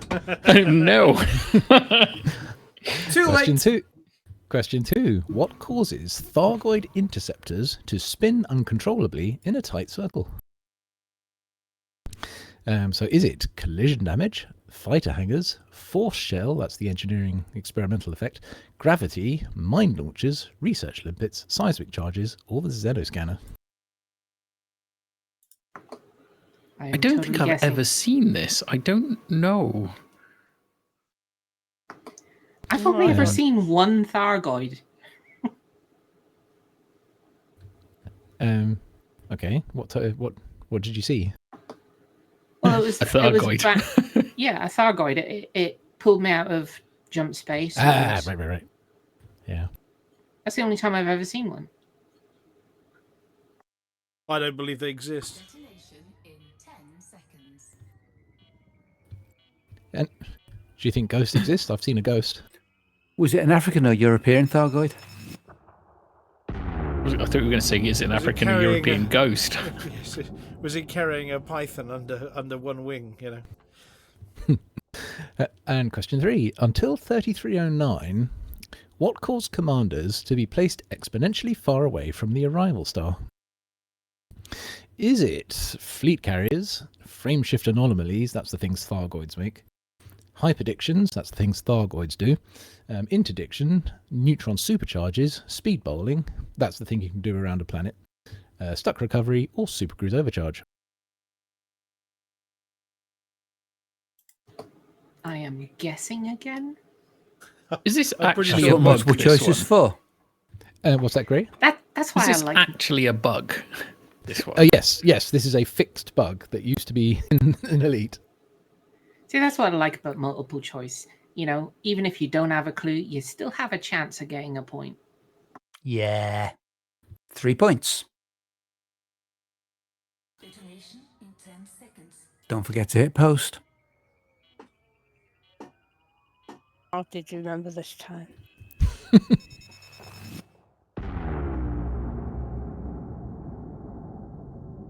And let's see what we have. So it's rotational correction. So if commanders are inside the starport, so when commanders use rotational correction inside a starport, it causes You non-commanders... mean when they don't use it? No, when It's when on it's by on. default, so when they switch... It's on by default. Yes, that's right. So while it's on... change my... While rotational correction is on with commanders inside the starport, it causes non-commanders outside to be shoved around. That includes NPCs trying to dock. So that's the reason, that's the cause. It was kind of discovered during the Thargoid War, and it's still, to my knowledge, present today. So that wasn't that interesting. Oh, no, What did 21 have in mind? Oh, he's gone. Uh-oh. Was what? Sorry, but I was editing something for later. You said the answer you had in mind wasn't present. Well, I mean, there was an early cause that when they introduced engineering, it wasn't properly taking into account the engineered effect on engines, and that was causing ships I to see what you mean. misjudge their acceleration in various axes, and that was a very early bug to do with on the engineering side. I think that sounds like it's probably fixed in 3301. So Yeah, but it affected both the NPCs with engineered anythings, as well as pilots with engineered anythings. Hmm. And all you need is one with really well engineered engines, and it would just plow into things and get stuck. But anyway, that was an old bug. Yeah. In any case, Thargoid interceptors, they can spin uncontrollably due to research limpets. More specifically, a research limpet when they aren't also targeting something. And I believe I actually have a little video of this. Ooh, are you injecting it? I'm going to try to. Dun, dun, dun, dun, dun, dun. So let's see if that works on the presenter. Yes, it's working. Aha. It's out. Yeah. Yes. So that is a Thargoid interceptor. It has a research limpet stuck to its back, and it's trying to attack it. If only I had a button for the magic roundabout thing. I love that song. Was this a valid combat tactic then? No. No, this is a terrible combat tactic. Especially It's since distracted. yeah, it's even just shooting in arbitrary directions. It's kind of funny. In any case, that was the uncontrollable spin question. And until 3309, it was stuck recovery. If pressed repeatedly, you could, each time you press it, it would move you 1.5 times further away from the star. Each time you press it. It wasn't supercruise overcharge. We didn't have that in 3309. Hyperdiction does leave you far away, but it's predictably far away. It's as far away as the farthest thing in the system, basically. So. Didn't realise I'd stuck recovery then either. Oh.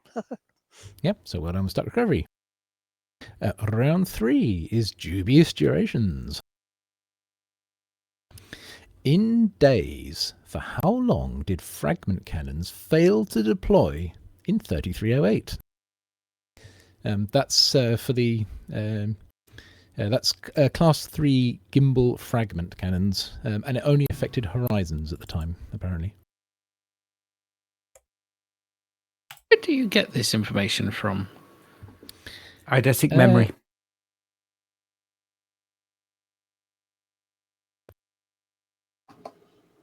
He's not saying no. This particular. I noticed. Well, I kind of asked the mathematics department at the Imperial Navy to if there were any particularly memorable problems, and this one came up. So. Oh, those bastards! It was definitely a big number. I'm definitely going for a big number.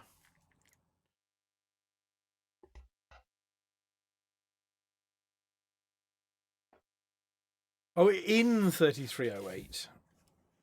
So it can't be that big a number. You know what? I'll give you that one. Well, yes, it wasn't. It did begin and end in 3308. Put it that way. Are we going to go with whoever's nearest? I'm giving a grade. What would you call it? Like a kind of scaling points for answers. Margin of error. Yeah. Yeah, a margin of error and kind of trailing off. I'll give 2 points, 1 point. Yeah.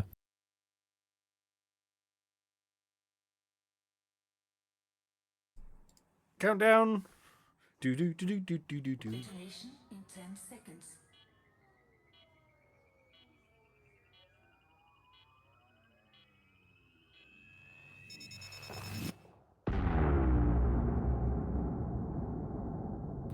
Question 2, I think.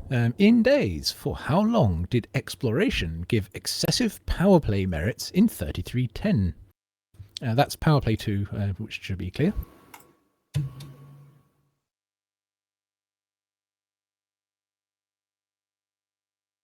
Blind guess. Again. Yep. At least you know it's a number. Every answer I make is a blind guess.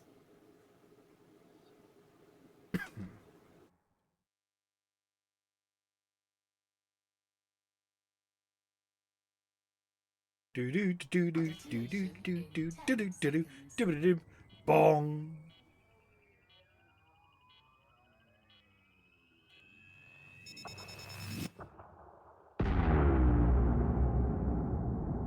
And in days, for how long did fleet carrier markets grant infinite trade rank in 3306?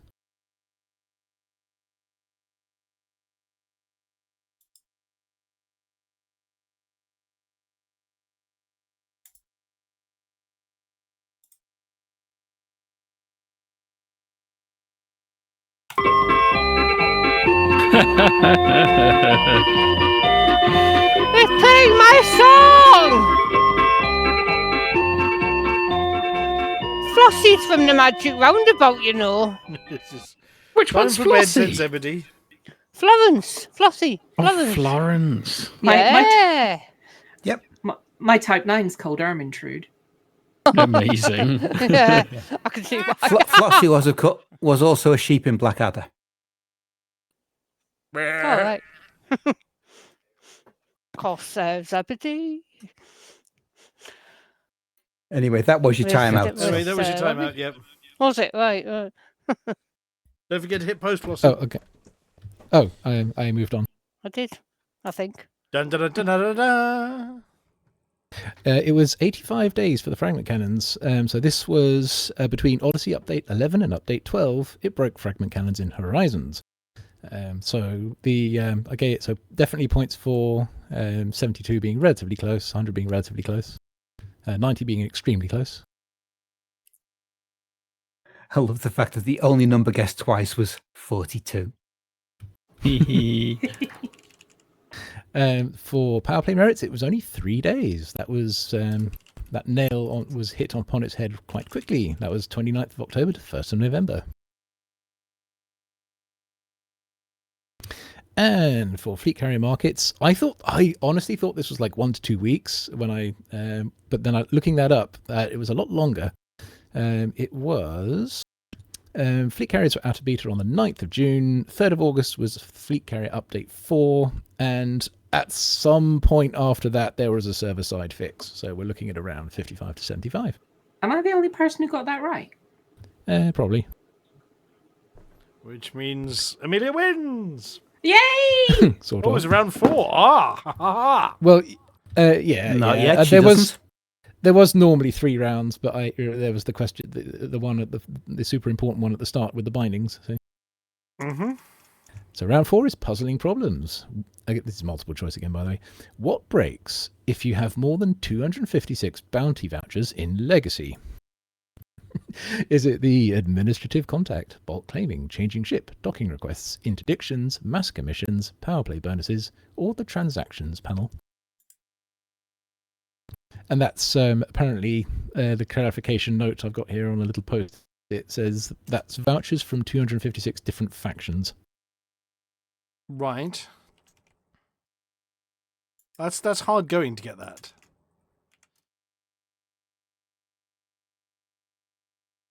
Yeah, how many people actually hit that problem? I think it's 1.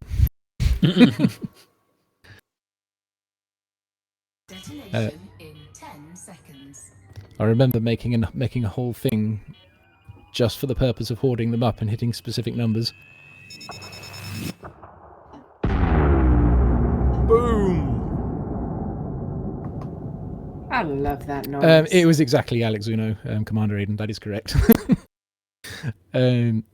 Question 2. What error prevents jumping between CL Pismis 13 and CL Pismis 19? Is it that the jump exceeds the FSD fuel? Is it hyperdiction every time? Is it low throttle error? Is it mass locked error? Orange sidewinder error? Permit missing error? Target obstructed error? Or wrong trajectory error? I don't know. Definitely. I don't know. Detonation in 10 seconds. You have plenty of time for a random guess, everybody, so have a book.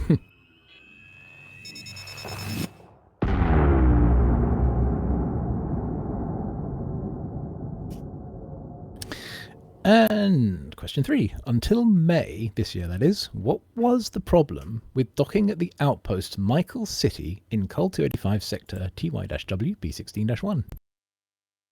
So Michael City. Is it that the outpost is absent from your contacts list, that it has a desynchronized orbit, that's where it whizzes away when you drop? Is it inside a starport? Is its landing pads misplaced? Does it never have slots available? Is it out of range for the docking request? Is it a permanently hostile outpost? Is it rotating violently? Or does the docking time expire instantly?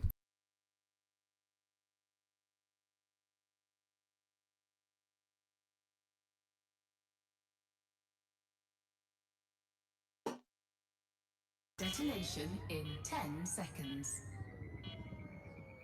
We need recordings of this in more than 2 Kovas voices. You've got 2? Yeah, we've got Verity and Celeste. That was Verity, this one's Celeste. Detonation in 10 seconds. Oh, yeah. I barely even noticed. I like So Celeste. 256 faction bounty vouchers. That's bulk claiming. It stops working. You have to claim them one at a time. You can't even just claim one and then claim the rest as a bulk. Well, you have to get it below 256. But if you're on 400, that could take a while. Yes. Yes. It's been over 800 before. So, in any case. It's over 9,000. The problem with CL Pismis 13 and CL Pismis 19 is that the area get is target obstructed. I guessed right. Way. Do I remember right? this They're is- the same place. Yes, that is exactly 100% right. And then he even made a little picture. Which, if that should cue it up on the presenter. Yes, I can see it. Yes.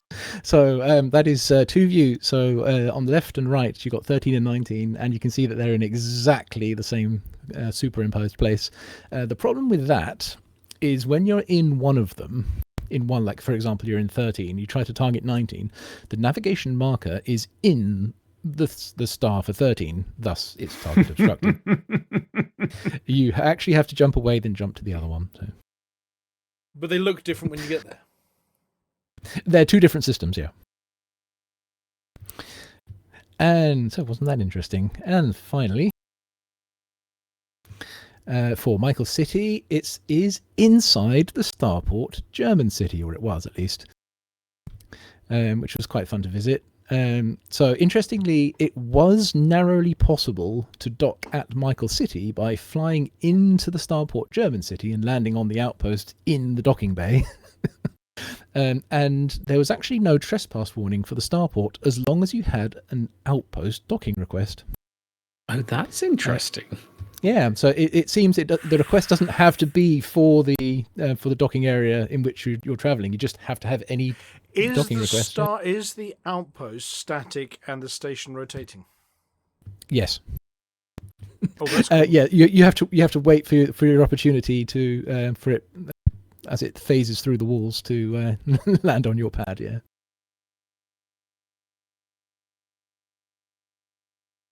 So let's see how we did.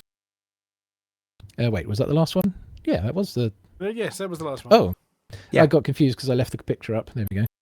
I should probably turn that off. And the scoreboard.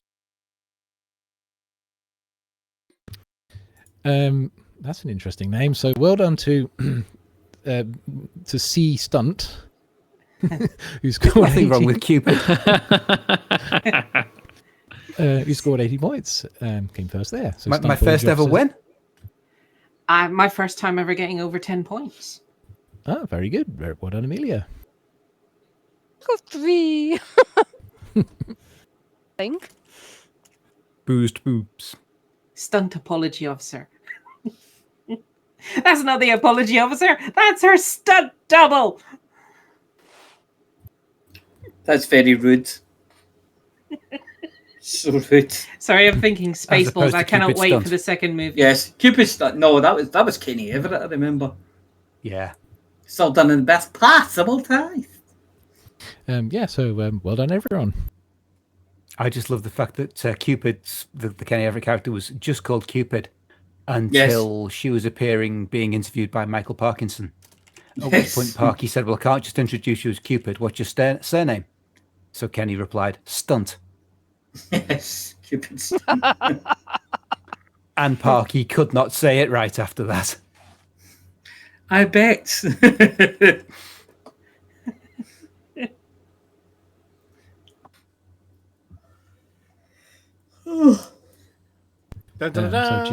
Okay, I'm not going to play another tune for the end of it. I wouldn't, because you've got a whole Flossies section to do. So. Absolutely. Now, Flossy, it's an extensive Flossy section this time. Well, I'm going to suggest that they might all be in the same system, so we can definitely cut 3 lines out. It's no, I think you're just going to have to read the whole thing. It was hard for me to compose because I left it a bit late, and I'm just wondering how this can be get everything together. Yeah, because the rewards are all different, aren't they? I think the rewards are all the same, which is why I put them all at the end. Oh, right, and the time limit is exactly the same. Yeah. And the undermining thing is, well, anyway, that one is all the same. Yeah, you can probably, yeah. Well, I'll do what I can. Because there's definitely a clash paragraph. Yes. We'll see what we can do. Anyway, I'm going to play your tune in that case. So here is Flossy with this week's very expensive, very extensive CG news. Hang on, theme tune.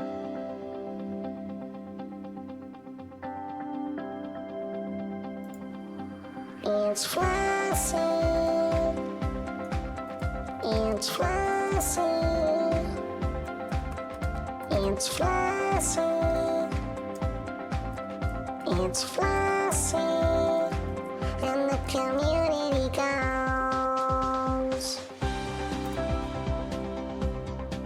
Hello, Flossy here with this week's CG news.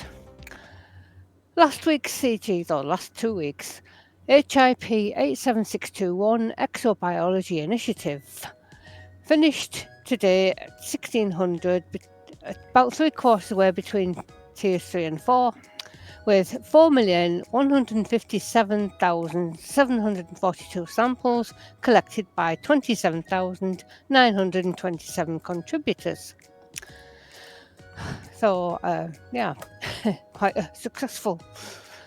New CGs from today, the 27th of November.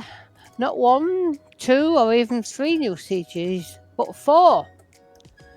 The battle for HIP 87621. First of all, the federal campaign,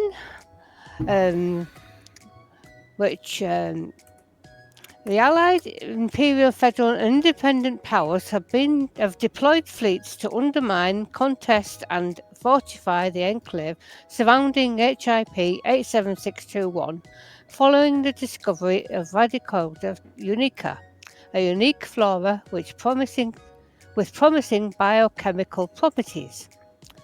Rival powers are clashing in open combat across the region.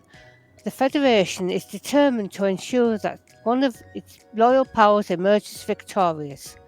Agents of federal powers are therefore requested to travel to the HIP 8721 enclave and engage in power play activities to aid their power and establish dominance in the region. Pilots may participate in this initiative by signing up at the Iron Bridge megaship in Call 259 Sector JW-V D2-31 system, then undermining systems in the enclave surrounding HIP 87621. Only systems occupied by non-federal powers are valid targets for this initiative. And then we've got a similar thing for the Imperial campaign. Same description. It compels all agents of Imperial powers to travel to HIP 87621 and engage in power play activities with their power. Pilots may participate by signing up at the Sapphire Lance megaship in HIP 88965, then undermining systems in the enclave surrounding HIP 87621. Only systems occupied by non-Imperial Allied powers are valid targets. And the Alliance campaign is all the same again, but they have to register at the where is it?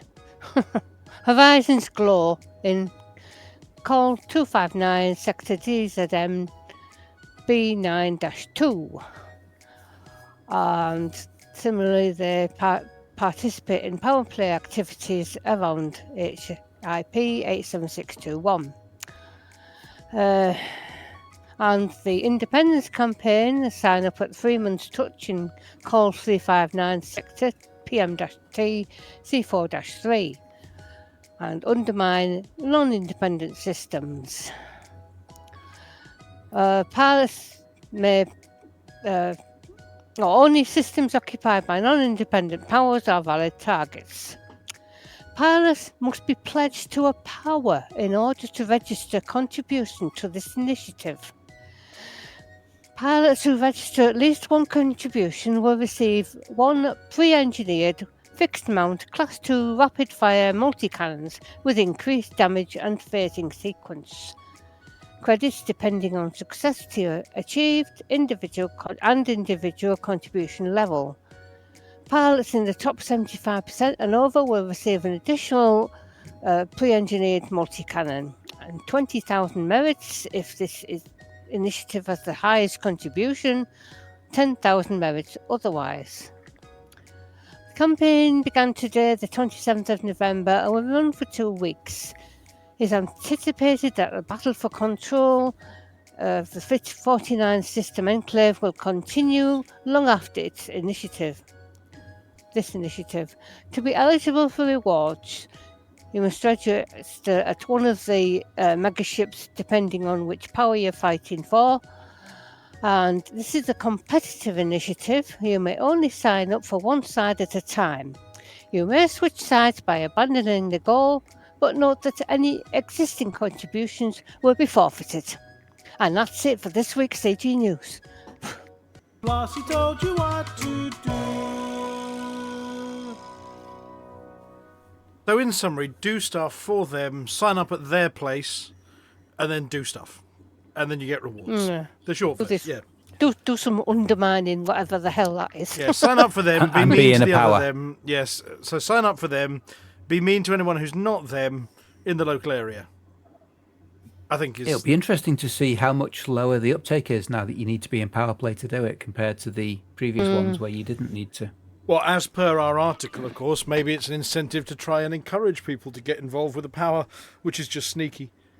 No chance. Oh, it absolutely is. But there's an extra layer of sure it'll independence work. here. So I know it says for independent systems you have to sign up, but then there's truly independent and don't want to be power play at all, and then I don't know what you do. Yeah.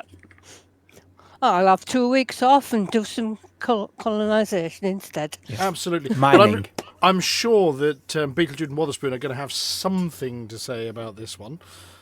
So shall we head over to them and find out what they've got to say about it? Better head. Yes, please. Yes, please. Okay, here we go. No, we don't. We're still not. No, broken it. Oh, no, we haven't. Here they are. Galnet News Update, 27th of November, 3311.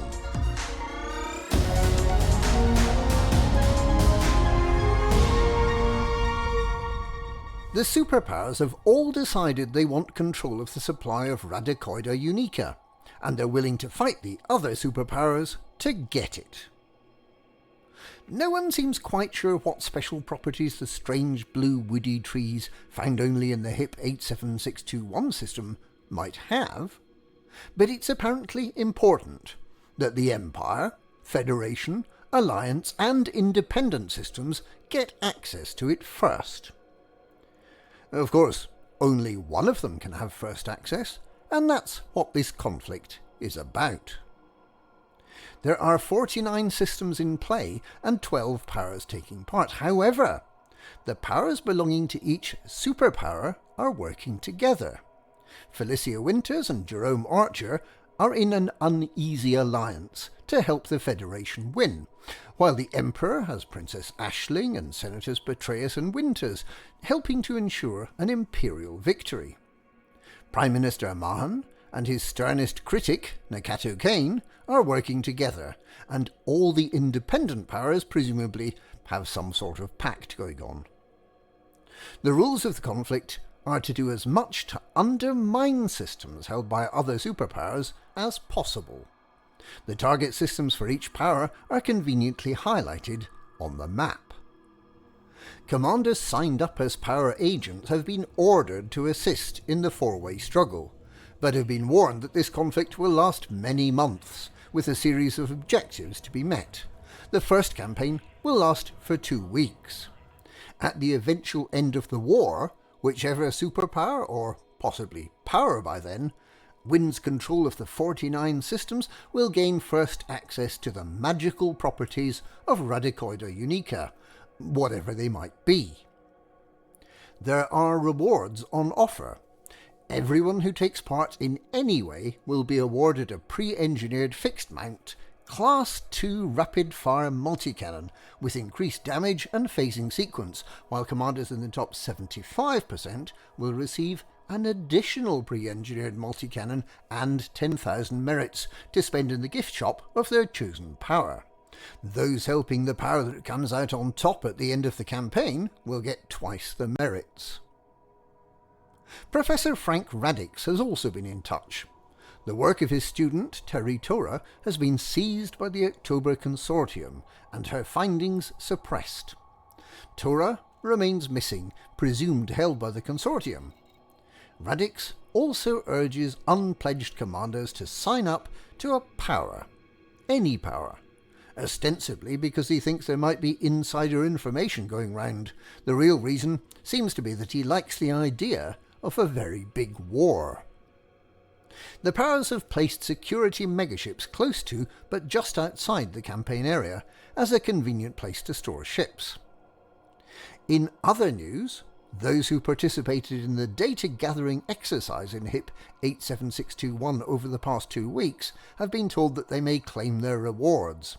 For commanders in the top 75%, this will include a fully engineered Grade 5 Artemis suit.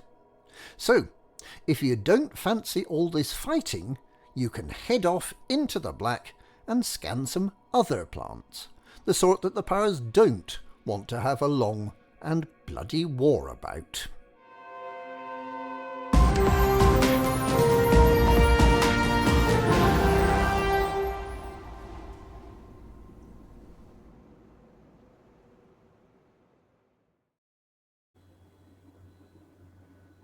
Ooh, okay. Well, yes, that's their take on it. The many months thing.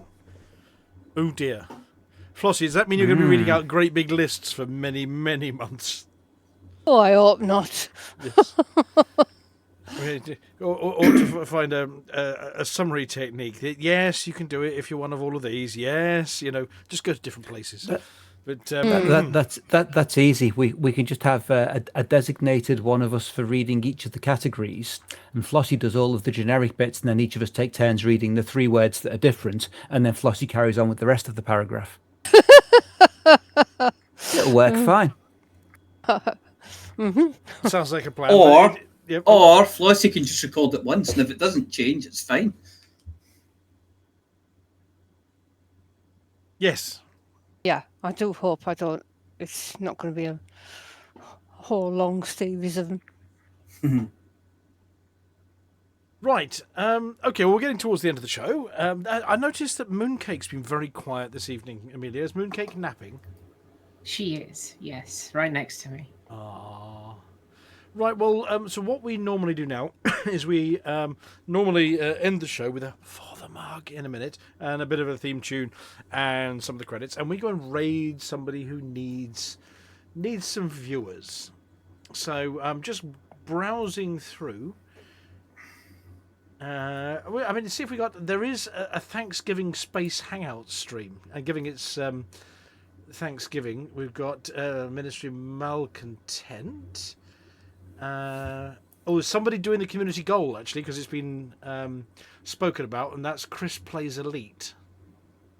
Are they doing the CGs? Do we think that we ought to, as it was such a CG-heavy section just now, go over to somebody who's doing the CG? I think so. And we can ask them, why? Why? Okay, so, well, thank you very much, absolutely, everybody. We, as you can see, the screen's gone black, which means I've clearly pushed the wrong button somewhere. So what about this one? Oh, there we go. We got the station back again.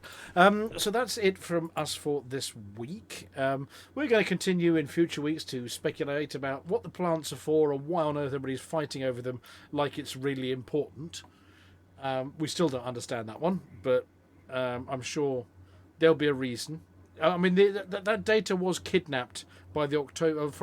Was it the October? Lots research got kidnapped. Consortium, that's the one. So they obviously found something, because there was no point kidnapping it if they found nothing. Yes, they've stolen Terry Tora or Barry Bora or whatever they're called. Stolen their research. Yeah, stinkers. Absolutely. Why would you steal their research? Why would you do that? Apart from you're evil, obviously, but. Well, either A, to stop the public finding out that it's completely pointless, or B, to stop the public finding out why they should have the plants. Yeah, because it's completely pointy. Yes. I can't see it being poinsettias. What? No, a different plant. Very Christmassy though. You're on theme. Yes. But I think there must be a reason for it. You know what I mean? It's not going to be nothing. Well, given that it's speculated to take months over this with different objectives, it better be a something.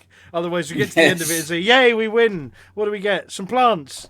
What do they do?" But they're a lovely shade of blue. You can make a really nice set of furniture out of them. Maybe all of the winning faction ships are going to get a new paint job. A really blue one. A really blue bark sort of shaped one. Yes. Or the entire system's going to get quarantined because it turns out these things are virulent and start taking over other planets. And whoever wins it is going to have all their planets taken over by blue plants, and then we'll laugh at them. Okay, well, that's it from us. Thank you very much to everybody. Thank you to Valkyrius for the quiz, to Little Grey, to the Apology Officer, to Amelia, to Lithobreaker, to the audience, to Alvin, Deefa. And we will be back this time next week, and for the mug. For the mug! For the mug! For the mug!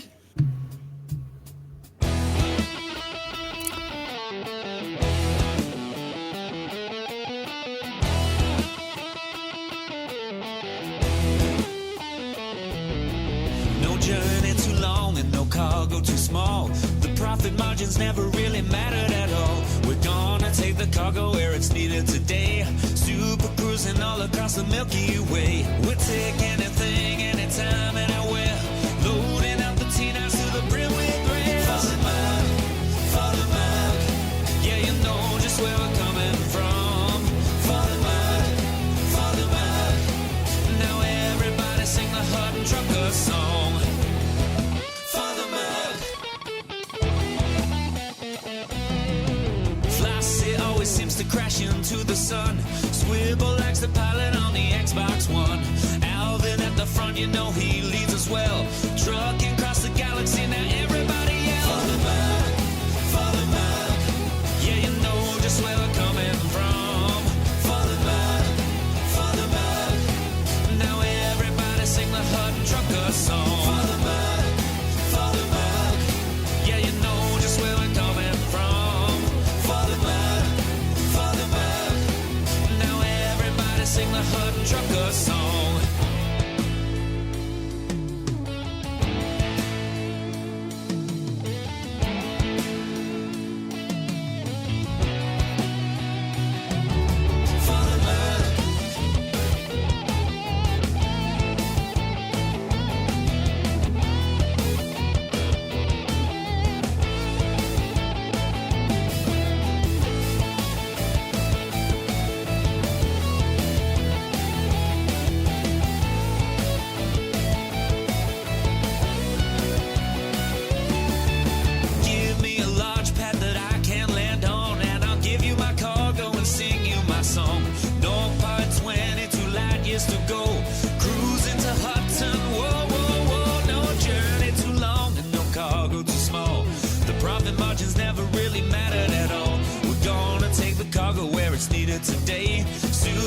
racing all across the Milky Way. We'll take anything, anytime, anywhere. So shout it out loud like you don't even care. Father Buck, yeah, you know just where I'm coming from. Father Buck, now everybody sing the Hutton Trucker song. Father Buck, yeah, you know just where I'm coming from. Father Buck, now everybody sing the Hutton Trucker song.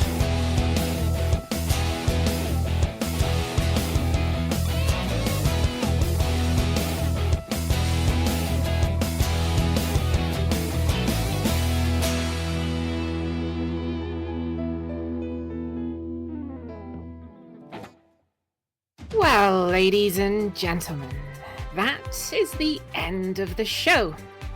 Everyone's buggered off now, so why don't you bugger off too?